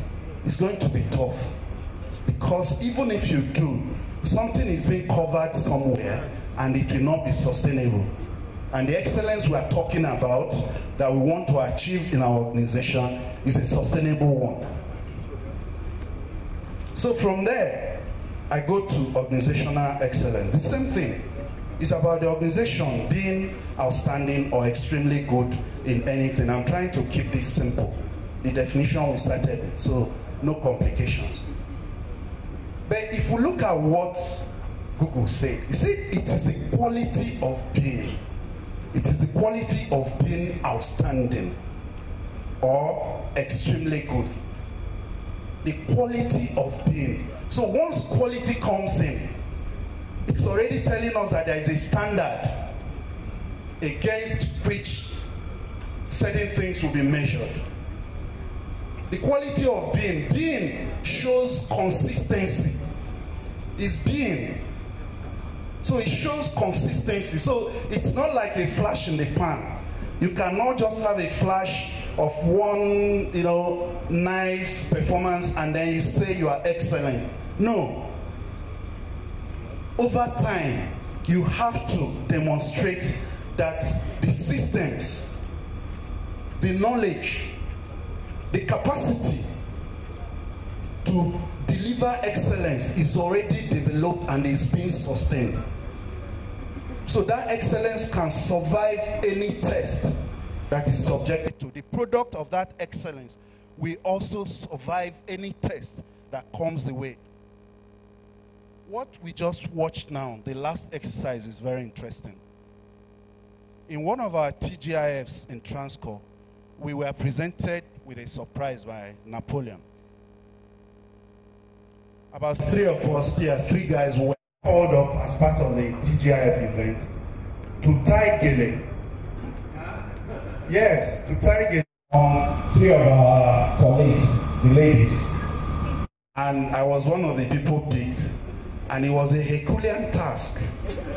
I just realized how simple. I realized how simple it was to tie gele. And I didn't know what to do. So I tried the material I considered very hard. I think it was damask, you know. And so I went behind. I tried to do a fast one. I went behind. I did, you know, just forced it, rolled it, tucked it in, you know. The front was looking good. But the back, I knew that it didn't have any solid hold. In fact, it was beginning to unfold before the judge, who was coming to check what we've done. It was beginning, so I was praying in my mind. I was praying that this thing don't embarrass me, don't disgrace, because if he loosened, the whole thing would have dropped. I was just praying. Somehow God answered my prayers. It didn't lose completely, you know, so at least the judge, I didn't win anyway, but the judge appreciated that I did something. But this is the point. Because I knew that I had not performed excellently, I had not played that role excellently, I knew something was wrong with what I've done. I was not addressed, because eventually, if we had stayed about 5-10 more minutes, that gele would have loosened and fallen off.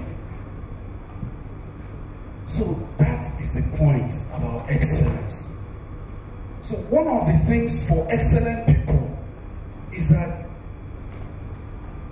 if you are an excellent person, you must be disturbed within you when you know that excellence is not being manifested or is not being shown. If you are not disturbed, you did work, and somehow you know that you didn't put in your best, or somehow you know that you just rushed some things, and you are very comfortable about it. There is nothing to worry about. Then the organization is in trouble. If you are an excellent person, like I was, standing behind the lady I tied gele on her head and praying and hoping that nothing, I knew that this work I did would not stand the test of time. So it's important. Sustainability, very important.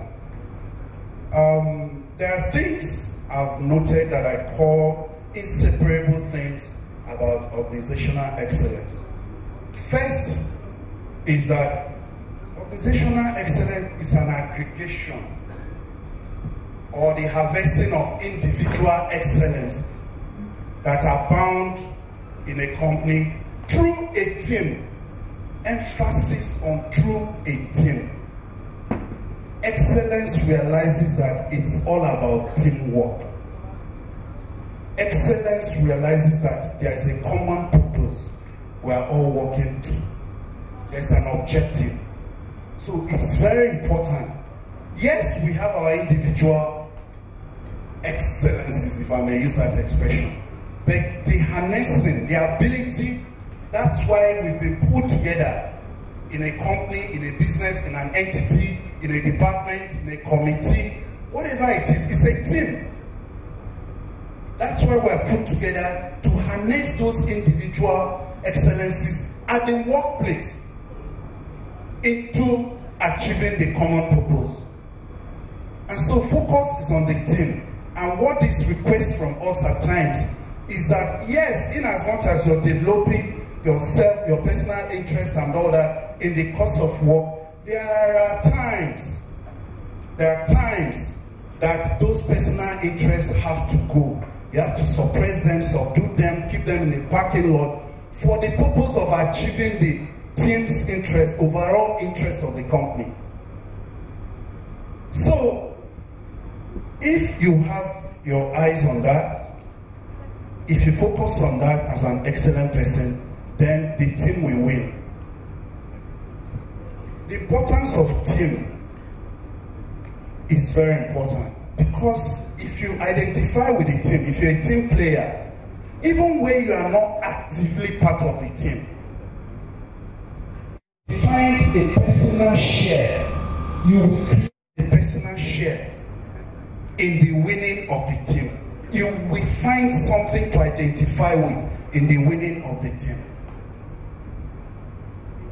And so, there's an example in 2002, for those of us that like football, FIFA World Cup finals.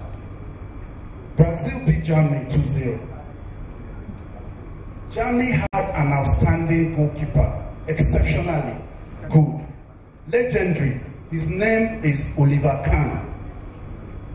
Oliver Kahn was voted the best player of the tournament. He won the Golden Ball Award. He's the first goalkeeper and the only goalkeeper that has won that award till today. All sorts of descriptions were given. There can never be another legendary goalkeeper like him. What he was celebrating, he was exceptional. In fact, the picture of him sitting by the goalpost after the game ended, sitting dejectedly, if you remember, he went viral because the team lost.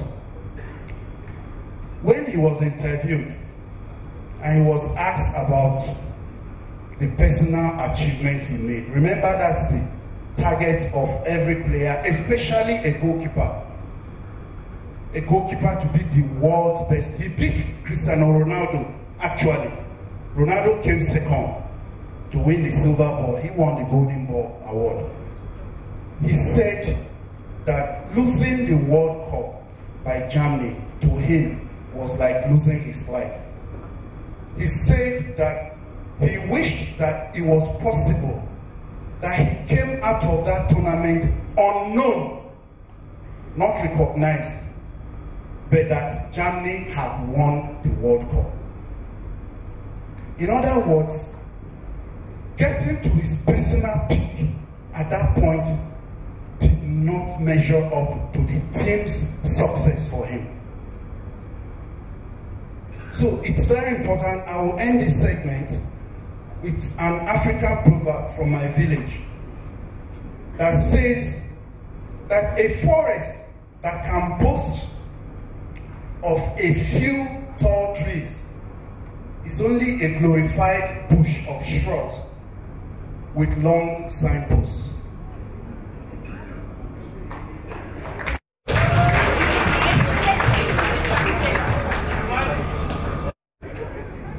So,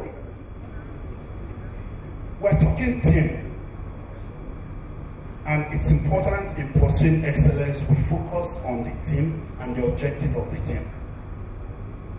The next point, sorry, I know I may be running a bit. The next point I have here is that excellence is deliberately sought after through commitment and passion.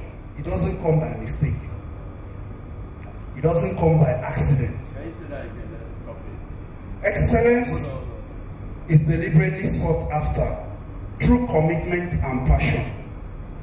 It does not come by mistake. It does not come by accident. Mistakes or accidents can provide you an opportunity. There's no doubt. But what you make out of that opportunity is now a question of how excellent you are in recognizing and utilizing the opportunity. Let's take penicillin. We all know the story of penicillin.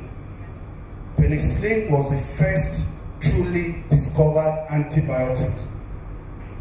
And it was discovered out of mistake. A microbacteriologist or whatever in 1929 or so finished whatever he was doing in the lab. He had a Staphylococcus sample. He was supposed to put on his petri dish. He's supposed to wash that petri dish, clean it well before putting the sample on it. He did not wash the dish. They put the sample there and traveled for a little break, only to come back to find out that some mold had grown on the petri dish. But interestingly, he found out that the mold that grew on the petri dish stopped the Staphylococcus sample from growing. And that was how analysis started, and the first true antibiotics was produced one way or the other. When we were children, penicillin was used one way or the other for us. So it's not that mistake. The mistake or the accident provided them with the opportunity, but they utilized it. They put excellence. He studied it excellently, did the research, whatever, and today is history. They went into production, they patented it and all that. Today, it's history. So excellence does not come by mistake, by accident. It has to be deliberate. The next one is excellence is distinctive. It is distinctive. You must separate yourself from the crowd. Let me speak a little bit passionately about this. There is always a false sense of comfort and protection in being in the crowd. It's false. The crowd is never celebrated. Those that are celebrated are those that distinguish themselves from the crowd. The crowd is always in the supporters club, cheering. And so, if you want to, excellence by its nature will bring you out of the crowd. Because what it takes to remain in the crowd is just to be nonchalant, you know, just do the normal basic things, join their years. When we're in Unilag, there used to be this saying about scores and grades. You know, 2-2 is a gentleman's score. Then third class, pass, let my people go, and all that. And of course, second class, upper, first class. Those are the ones that are celebrated. Starting with first class. Those are people that distinguish. And if you check each roll, each graduating roll every year, the mass of the people are concentrated from 2-2 to pass.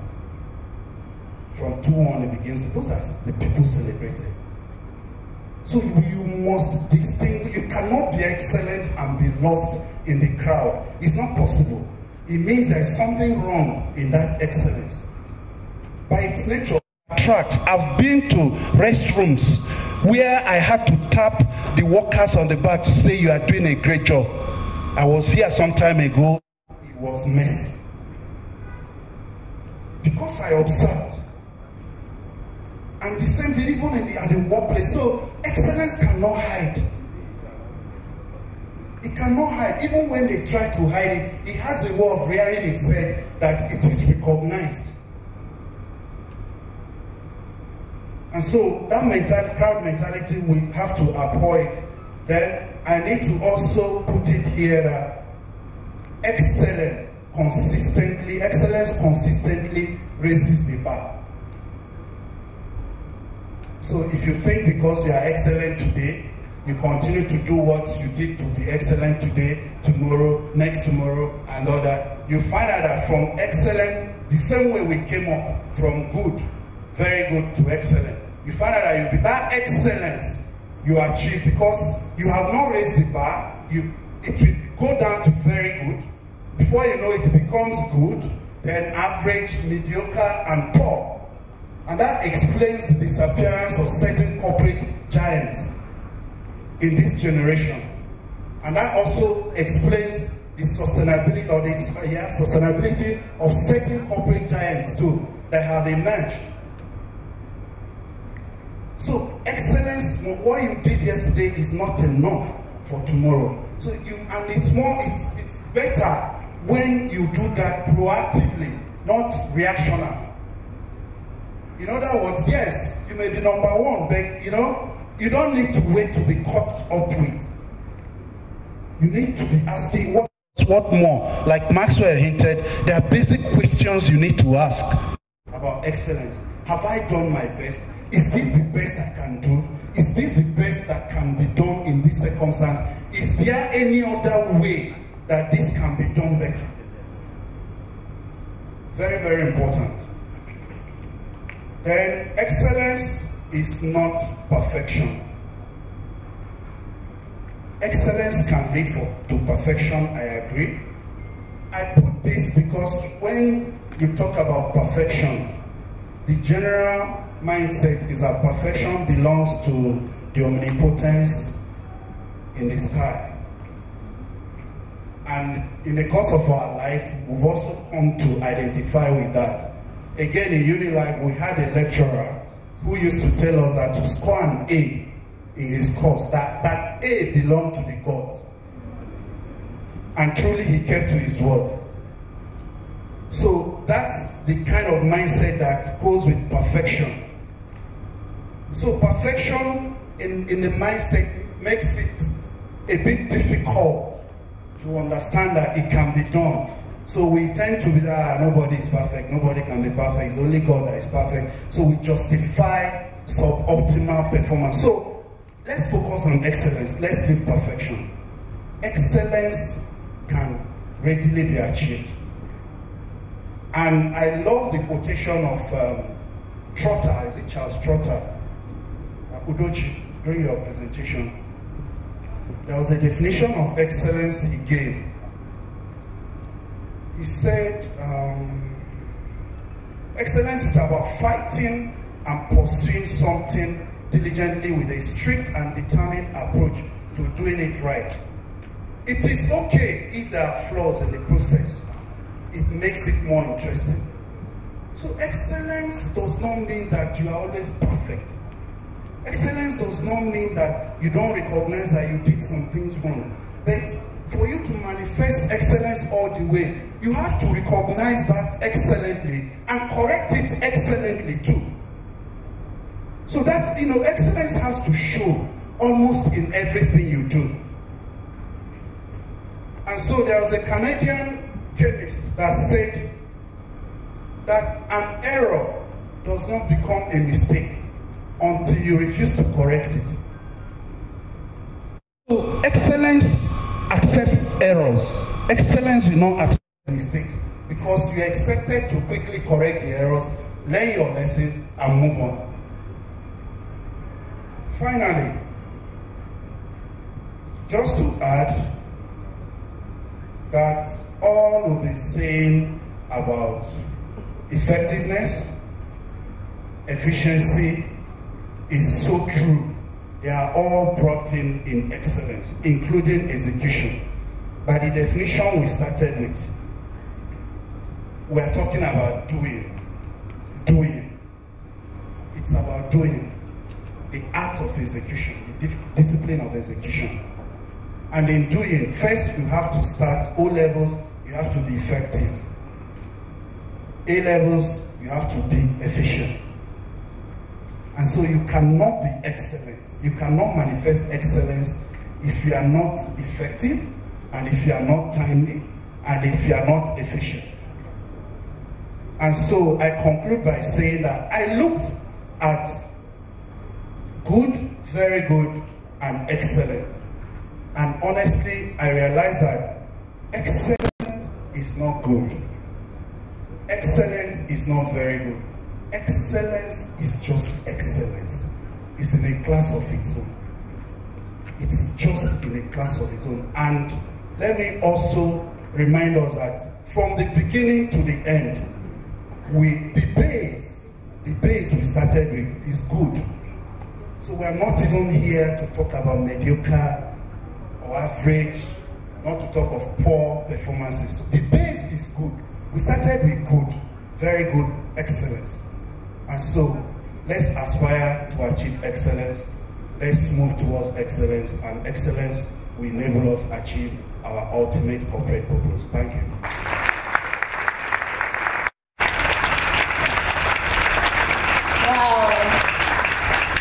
Wow, Chris, thank you so much.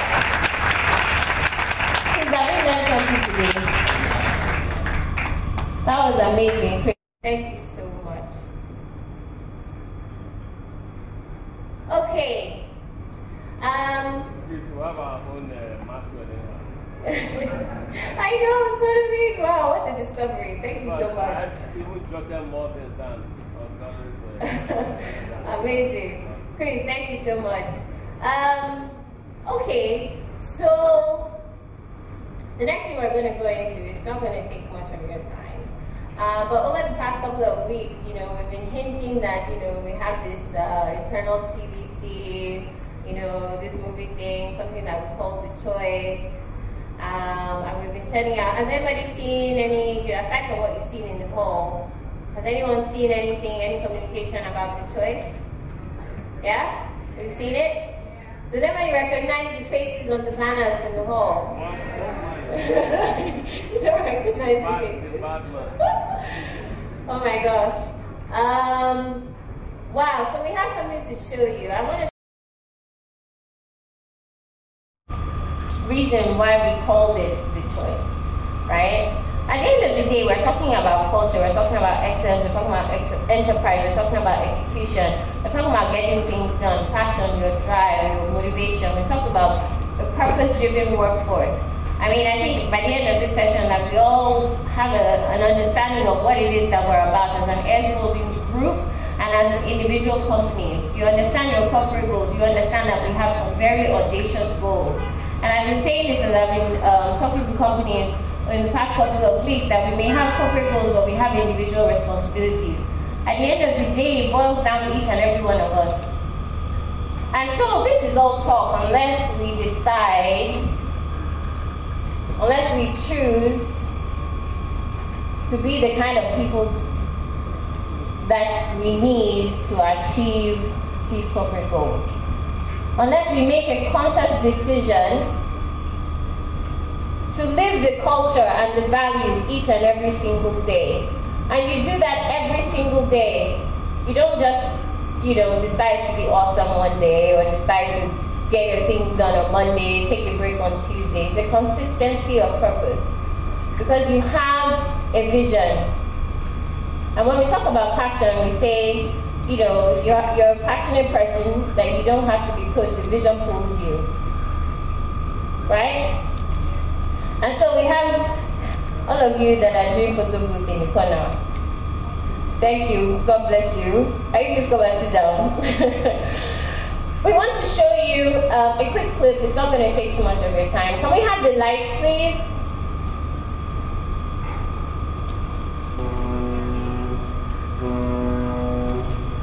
Okay, ladies and gentlemen, The Choice.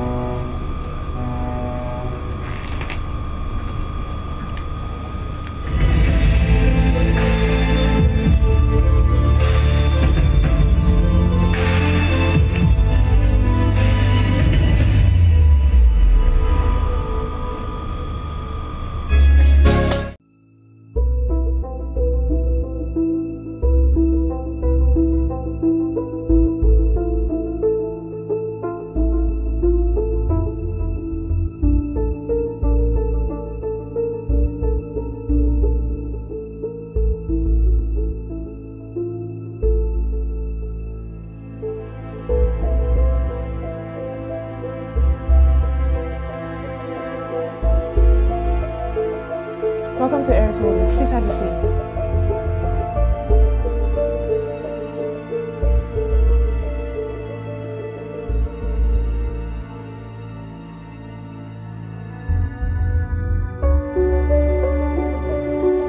Do you want me to turn up the AC, sir?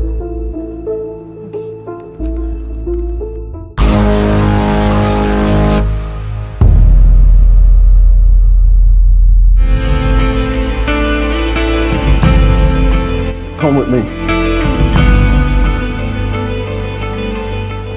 As it's your first day at work at Heirs Holdings, it is my duty to introduce to you the HH way. Many have come and many have left. Some have come with high energy, boasting of capabilities that they failed to execute. Some have resumed and in a few weeks left and left an indelible mark on our walls. It all boils down to one thing, and that is the very decision they make at the beginning. Let me introduce you to the pill. The white pill leads to an easy life.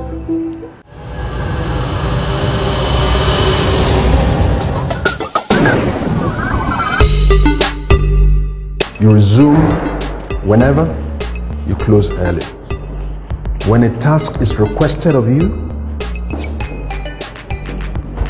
you decide when you want to deliver the task. No pressure. And when the time for a task comes, you probably end up like her. And finally, you get this letter stating, with a bold handwriting, stating, "Dear you."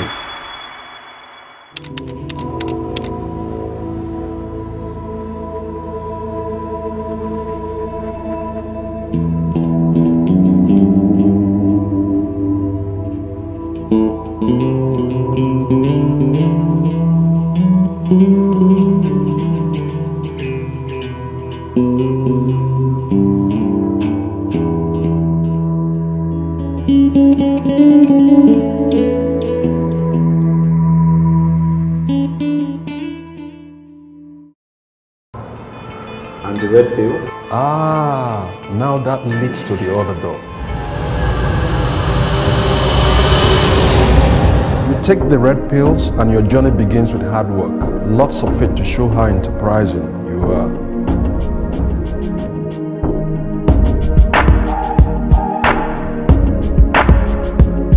Then a test to show your ability to execute no matter the obstacle in your way.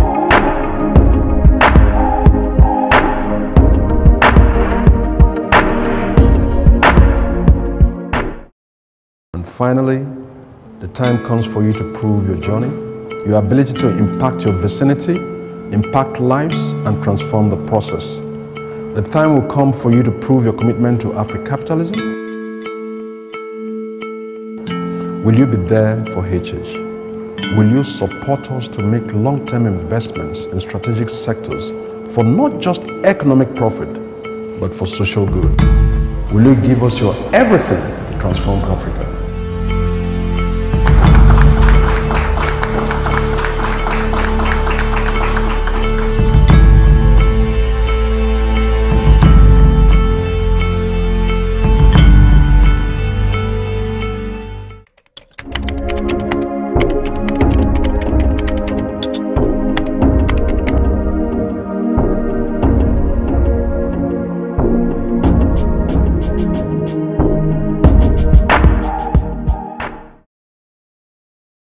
So, what is it going to be?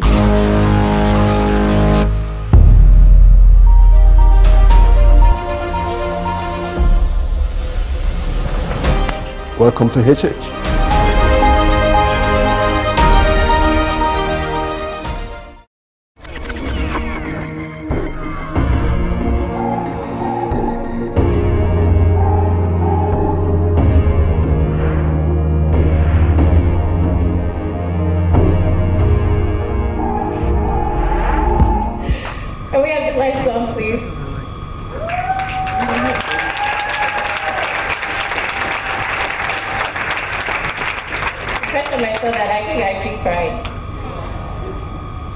Please, I would just like to appreciate some people, especially because it would have been impossible without them. The very first person, he's on leave right now, but he's here.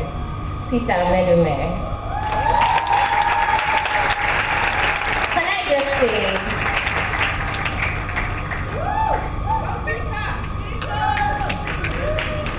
Peter is a rock star. I just want to say, like, everything you see here, Peter designed, went back and forth on the logo. Just, in fact, Peter is, when he walked in, I was like, oh my gosh, wow. Peter is awesome. I also want to thank Ifesina Chi, who put this trip together. Can you please come forward?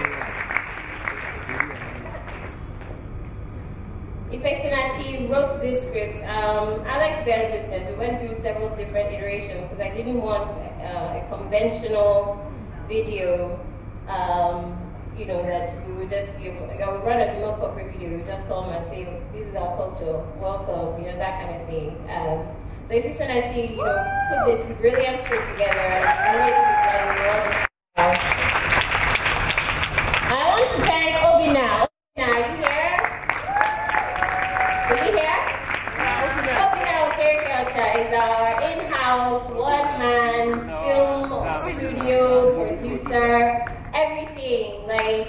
He doesn't have to be here. He works for UBA, but he's here. Yeah. But he's here. And I just want to thank you so much. Like, you know, we didn't do many shoots, and by the time I saw the finished product, I was like, oh wow, when? I was there, and I didn't realize that we're going to do all that. So thank you very much. Shegun is not here, unfortunately. He's unavoidably absent, but I promise to say this, you know, if he was here, well, regardless, I'm still going to say it. So Shegun, we did auditions, and we had a couple of people come forward, and Shegun was like a natural, right? He fit right in. I was just like, wow, like, how did you just picked up the script? And he was just like, yeah, I used to act. I'm like, oh, where? He's like, Mount Zion. Like, literally. Have you guys who knows Mount Zion? Shegun ultimate power. It's the ultimate power. Shegun is legit used to like act in Mount Zion movies. I was like, whoa, you guys have no idea the kind of talent we have in this group. It's amazing. And then I want to thank Tim Tokwe. I'm here. Where's the show? So we needed a red pill. Tim Tokwe got lipstick and made it the pill red. We needed, you know, somebody, Peter to sweat. Tim Tokwe that happened, you know, like everything. I just want to thank you very much. Like, it would not have been possible without these guys. And everybody who supported me, we got people. Oh my gosh, how can I forget Tinuke? My God. Tinuke, please come up here. Come up here. Tinuke is, how would I, like, when you say somebody is like a good sport, Tinuke is there. When we said, oh, she was like, oh my God, I want to, please, can I do this? Can I do it like this? Can we do it again? I'm like, oh my God, wow. Tinuke, like, really, you know, her character is very bubbly. We had a training about weekends ago, I think last weekend now, and they asked us to describe like, what animal we used to describe ourselves. Tinuke said she was a puppy. I think that says it all. I want to thank Adim Chikuno.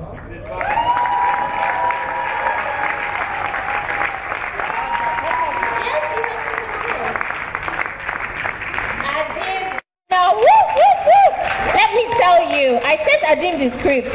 I thought we would be cutting, you know, be like, okay, this is what you say here. Adim memorized every single line. We shot this thing once. I was in shock. In fact, the day of, I had to edit the script. Somebody had asked me to add something. What he just said, no problem, send it to me, and we shot it immediately. I was like, wow, who are you? Like, this is like, I mean, CEO, but okay, you know, amazing. I hope I'm not leaving anyone. No, these are so okay. So I also want to thank supporting cast. I can't remember everybody, but we definitely had Onyida in there. Dare is unfortunately, he was absent. He had to preach somewhere today, otherwise we'd have been here. Please stand up as I'm calling you. Esine was in there. Ada was in there. Steven Zojo. Everybody, if you were in the shoot, oh, Gloria is not here. Gloria, please stand up, please stand up, please stand up, please stand up, please stand up, please stand up. Stand up. Oh, Babatunde, oh, Chidima would have been there, Edith was in there. Chema, you're in there, thank you. Whoa, but we had Tony Ezumelu as himself. It was awesome. Anybody else? Harold, stand up, Joe. I don't know who else can deliver termination letter like that. I want to say a very deep, heartfelt thank you. We have some banners for you if you want to, you know, remind yourself. But basically, I hope we all understood what the concept was behind this, okay? If you have a choice, you have a decision. You know, Heirs Holdings Group, I mean, each and every day you choose to be excellent, you choose to work on your execution, you choose to be enterprising. And that's the reason why we're here. We're talking about culture. Thank you guys for move to your seat. Thank you so much. At this juncture, anybody have any questions?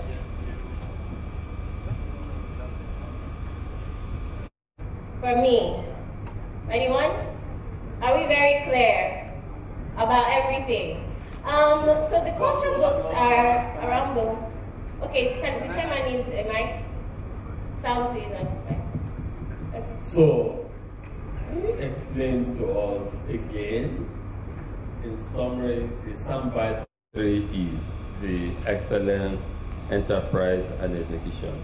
I know the speakers did very good justice to it, but what we take away from here is soundbite for excellence, the soundbite for, and I think you have to look at it somewhere.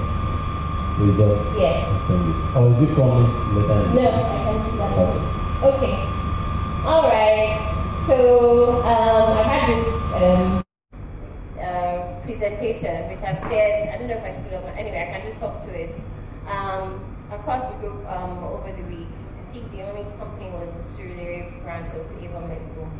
But basically, we're talking about our culture, and I'll start from the very beginning. So at the end of the day, S Holdings Group. If you read the book, and everyone has a book, right? Everyone has a book. Please, there are more books and there are stickers in the back. In fact, there's a QR code on the back of that book. You just need a QR code scanner, and you can immediately upload it onto your phone or any other system, so you'll have it. So basically, I'm going to start from the beginning, right? S Holdings Group. So we are here. We have a founding philosophy. We're here for a higher purpose than just making money. Making money is great. It's awesome, right? But we're here for much bigger goals than that. And that's based in a founding philosophy, something we call Africapitalism. I think we all know what Africapitalism is by this point, right? Yes. Yes? I've been asking people across the group if they know what Africapitalism is. Does anyone from the back want to just quickly? Somebody has to. So, follow up. Well, can you give somebody a mic? Oh, sorry, I have no.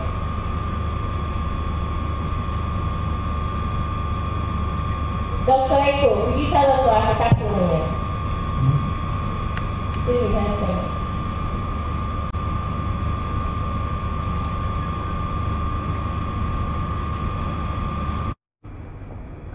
The basic tenets of Africapitalism is the private sector investing actively in Africa to build Don't go there. To build social and to improve generally the well-being of Africans. So it's not just doing good for yourself, but it's also doing well and benefiting the whole of Africa. Thank you very much. That's amazing. So across the group, I got the sentiment, about Africa for Africa, Africans doing things for Africa. Africapitalism is about, being big on, Africa, and that's amazing. I really love that energy, the fact that we believe in Africa. We know that this is our domain, and there's, a lot of things that we need to do here in our own domain. Africapitalism is an investment philosophy, obviously, proposed by our founder, Tony Elumelu, which basically states that the private sector, and we are the private sector, anything that's not government, the private sector has a responsibility and a duty to be at the forefront of the development of this continent. And I asked the question in a couple of companies if people believe that Bill Gates could be an Africapitalist. And the answer to that question is yes. Why? Bill Gates can put his money towards an investment that creates both social and economic good. We can partner with Bill Gates. There's absolutely nothing wrong with that. The reason that we're here, we're obviously a proprietary investment company, but we also want to be the go-to partner. We want to be that funnel. We want to be the gateway. We want to be the path by which this global private capital finds its way into Africa to do amazing things, not just for our bottom line, but for the people in Africa, for ourselves, for our community. And that is the reason why we have chosen to invest in the sectors that we have invested in. So as I've talked across the group, I've said that real estate and hospitality is very strategic, very strategic. If you go to other climes in the world, you find that one of the fastest ways that people are able to make money is they buy a house, they flip it, they sell it, they do quick turnarounds, and it's middle-class people that are doing this, right? We want to get to a point in Africa where real estate becomes that social good vehicle, right? Financial services, I mean, there's not much to be said about that. I mean, you give people economic freedom, you give them the choice to move their money, to save their money, to, you know, put it where they need it, to invest, to get loans, to do all kinds of things. Financial freedom. When we talk about healthcare, I mean, there's not much I can say. It's pretty obvious the social benefits of investing in healthcare. And all the other sectors. Every sector that we're invested in, and this is not by the color of your t-shirt, is very strategic and very intentful. I talked to Transcore yesterday, and it was very, it was great for me to be able to share, obviously. Transcore's domain being primarily Nigeria, the Transnational Corporation of Nigeria. I'm talking about just the impact of power and how amazing it will be once we finally break this power cycle that we're in. I'm going to call it a cycle. The kind of benefit that it's going to have on the people in Africa. And that is why we've invested in that sector. And so, again, the reason why we're here, our purpose, our corporate goals, we've said that by 2020 we want to be somewhere, by 2025 we want to be somewhere, by 2030 we want to be somewhere, and we are all going to get there together, right? It's going to take everybody pitching in and playing their part. And there are 3 core values that are going to help us get there. So the question that I've been asked as well is, why did we change our core values? What was the point? What was wrong with theirs? And the question that the answer that I've given is there's absolutely nothing wrong with theirs. For the past 4 years, we talked about being hardworking, being emotionally intelligent, being resilient, having integrity, having synergy, working together. I mean, for the past 4 years, you've lived those values. Are you going to wake up and say that you're no longer hardworking? Absolutely not. But we decided to hit a reset button and basically go back to the values that were instrumental in enabling our founder to create, I'm going to call it a story that we're all part of today. So the chairman in the beginning of the session talked about how, you know, when they called them cowboys, you know, they were doing audacious things. I mean, I don't know where I was in life at that point, but I can imagine what Nigeria was at that point, and the way older people looked at them, like, who are these kids and who they think they are? But they did amazing things. And we talk about it now like, wow, you know, that was a great story. But we're making stories of our own. And that's the whole point. You know, when the chairman left UBA, wanted to do, you know, create what started out as a family office, proprietary investment firm. I don't think that we even dreamed that we would be as big and as amazing as we are today, but here we are. And the same 3 core values, which the chairman shares with entrepreneurs as he's talking across Africa, are the same core values which we believe are going to take us even further. And that is the reason why our core values today are excellence, enterprise, and execution. Okay. So what is enterprise? What does it mean to be enterprising?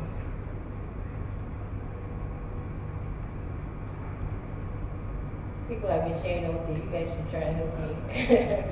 Anyone? Don't open the book now. X-book. Does anyone want to shout out? If somebody told you that, oh, that guy is an enterprising guy, what kind of impression would you have?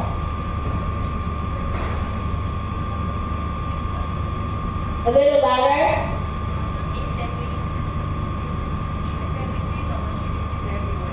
Exactly, right? So an enterprising person is somebody that sees opportunity, somebody who wants to do more, somebody who is like restless and just, you know, staying stagnant. An enterprising person is somebody who has a passion, who obviously has an idea of what it is that they want to do, and they just can't sit still until they've got to do it, until they've tried to figure out a way to do it. We had an exercise today about, you know, building a tower with shoes, and, you know, but maybe I shouldn't have told you you could get shoes from the crowd. But ordinarily, if you have to build, I didn't actually expect some of the construction that went on here, so well done again. But really, it's about seeing the end from the beginning, knowing where it is that you want to go, and doing everything that you can within your own purview to get there. And using every contact, every skill, every piece of knowledge, every Google search that it takes to get there. Somebody who is enterprising is not, you don't follow up with those people. They're looking for you. They want to tell you how it is or what it is that they've done and how it is that they want to, provide input or improve something. People that are enterprising are passionate. And the description that we have in the book is that people who are passionate are believers in the goals and purpose of the company. So there's a story I haven't put to paper yet, but it's interesting. Was it last year when we did the creative industry event?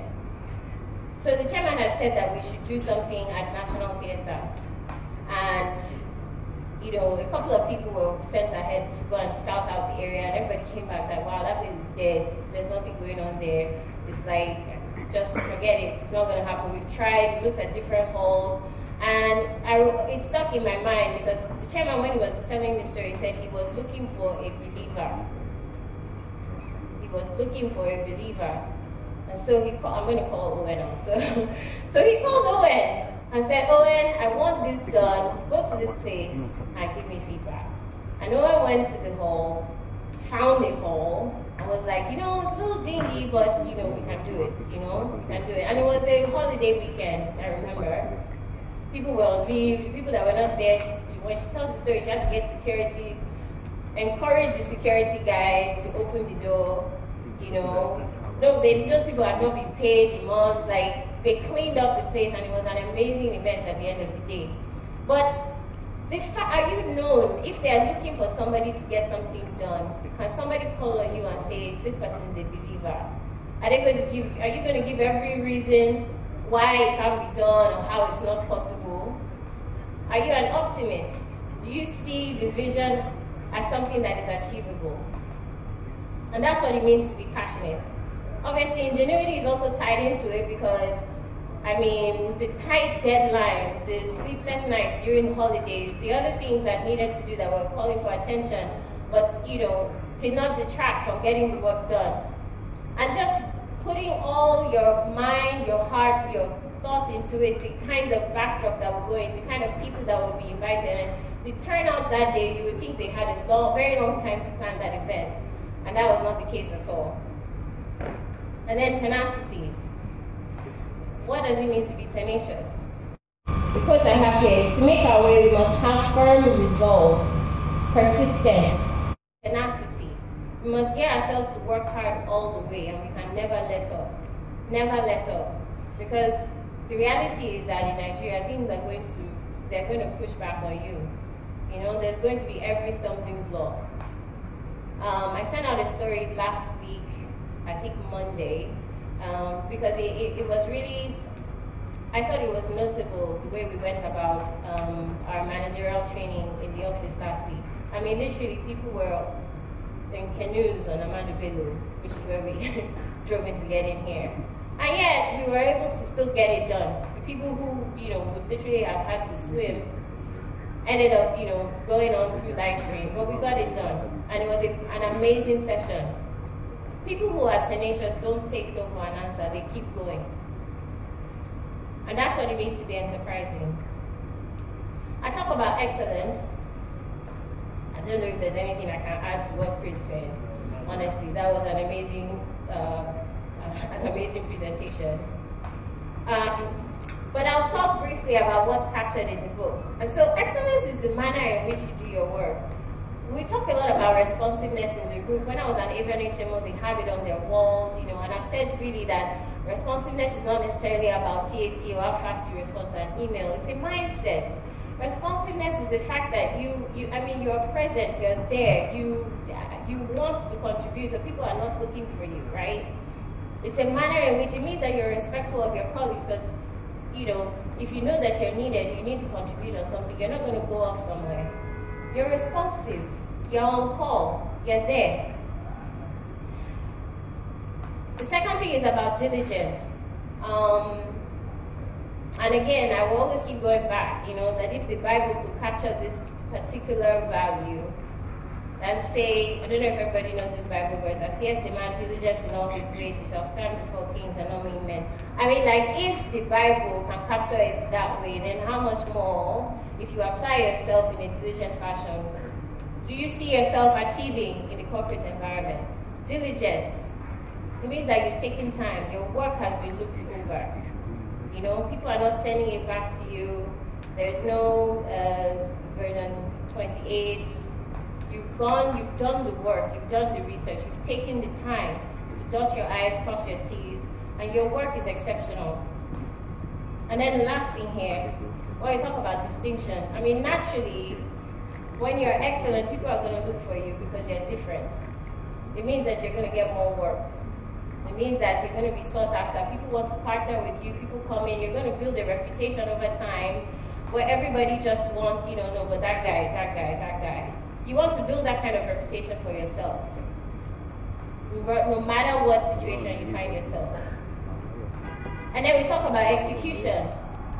At the end of the day, these dreams, the young man who was a branch manager at 26, if he didn't have big dreams, if he didn't get those dreams done, then we might not be sitting here today, right? We talk about being a part of the story. The story is something that happened. It actually happened. So we're talking today, we've set goals for ourselves up to 2030. We want to look back 2040 and be like, wow, remember that time? We got it done, and it was awesome. I want to be part of that story. What does it take? We've talked about our goals. Our goals are audacious. They are very big goals. And it takes people who are hardworking to get those goals done. As I went across the group, I said, are we hardworking? I was like, wow, that's a rhetorical question. We're hardworking. Are we not? Yeah. Are we hardworking in this group? Yeah. I've never worked as hard in my life as I have working in Ezra group. And I think I work pretty hard. So we're hardworking. Without execution, vision is just another word for hallucination.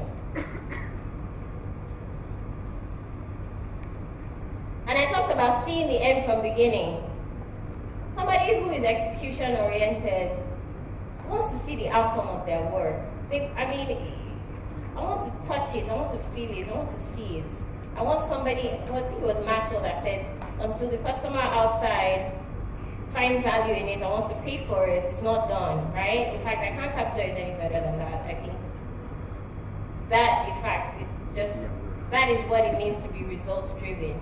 Because we didn't come together and this entity was not incorporated so that we can sit down and share ideas. At the end of the day, there's a value we want to add to society. And then the last thing I'm going to talk about is accountability. And this drives home the point of the video that we just watched, which is the choice. And what Chris talked about, excellence and personal excellence. At the end of the day, you have to set a standard for yourself. So we're talking about corporate goals right now, but this is really, to a degree, a soul-searching exercise. Right? You really need to sit down and talk to yourself and decide what kind of person you want to be. What kind of goals do you have for yourself? Do you want to be part of this vision? So are you going to do the work? Are you going to hold yourself accountable and to a higher standard than other people expect of you? I mean, I can't tell how many times that, if I submit something, you say, but you can do better. Do you think you can do better? Can you do better? Are you able? That doesn't mean you come to work, you get the work done, you submit it. Accountability means that you invest time in yourself to do better, to get better. It means that you're not waiting necessarily for corporate trainings. You're finding out more. It means that you're intellectually curious. You want to find out what else, how else, who else has done this. How can I continue to make myself better?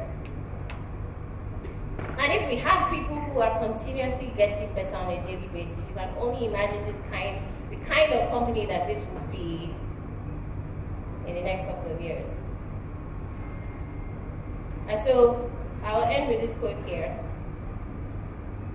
Never wake up waiting to hear a command from someone before you make a move. Be responsible. Never repeat what made you waste an hour of yesterday. Be accountable. People who are accountable and take ownership, they don't give excuses. They invest in their personal growth and development, and they are proactive. They lead by example. Personally, I think that I belong to a group that is exemplary, and I believe that I work with exemplary people. This whole culture exercise is really, again, a reset button. It's reminding us of the values that have brought us this far and are going to take us to achieve some really, really, really big goals which we have. There's a lot that we want to do at S Holdings. We want to expand, our business, every business really, and it's going to take you guys contributing and playing your part each and every day to get it done. So thank you.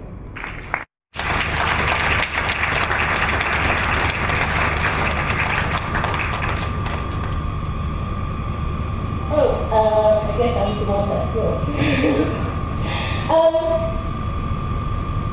I'm basically done. If nobody has a question, there's lunch in the back. Okay, there's a question. There's a question.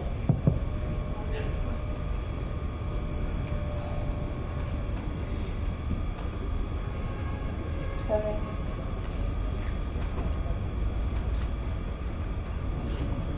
Good afternoon. My question is, if you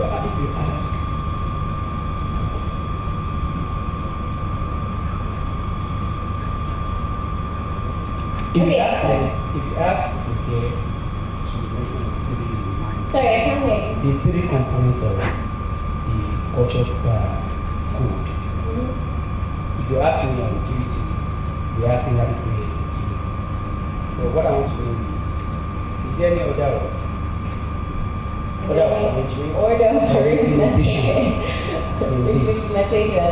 the way I like to look at it, and the answer to that is no.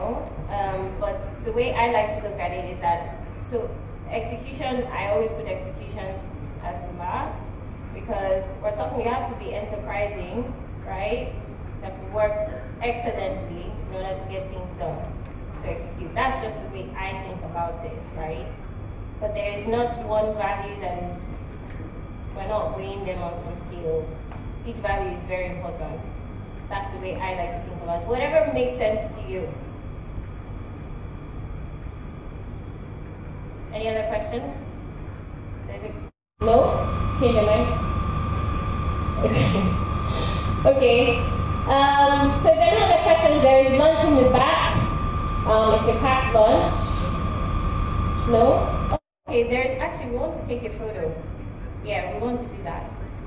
So can everyone, I guess, Trudy, can you come and direct the photo? Everyone stand up, please.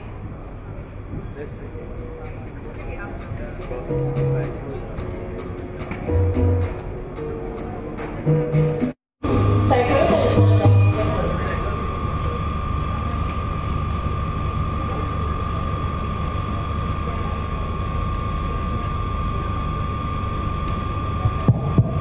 Good afternoon. So basically, we just need chairman in front. Yes, so chairman, sir. And all the CEOs that are present, so you just see in front of me. All the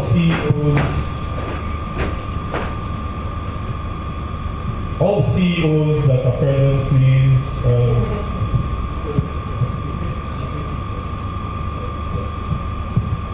Please.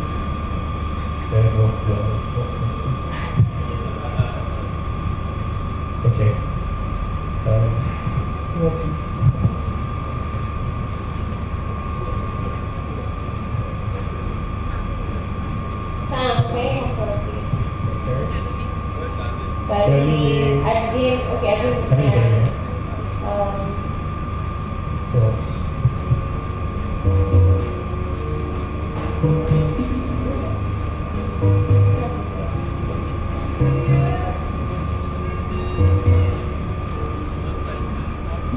Well, then you can see.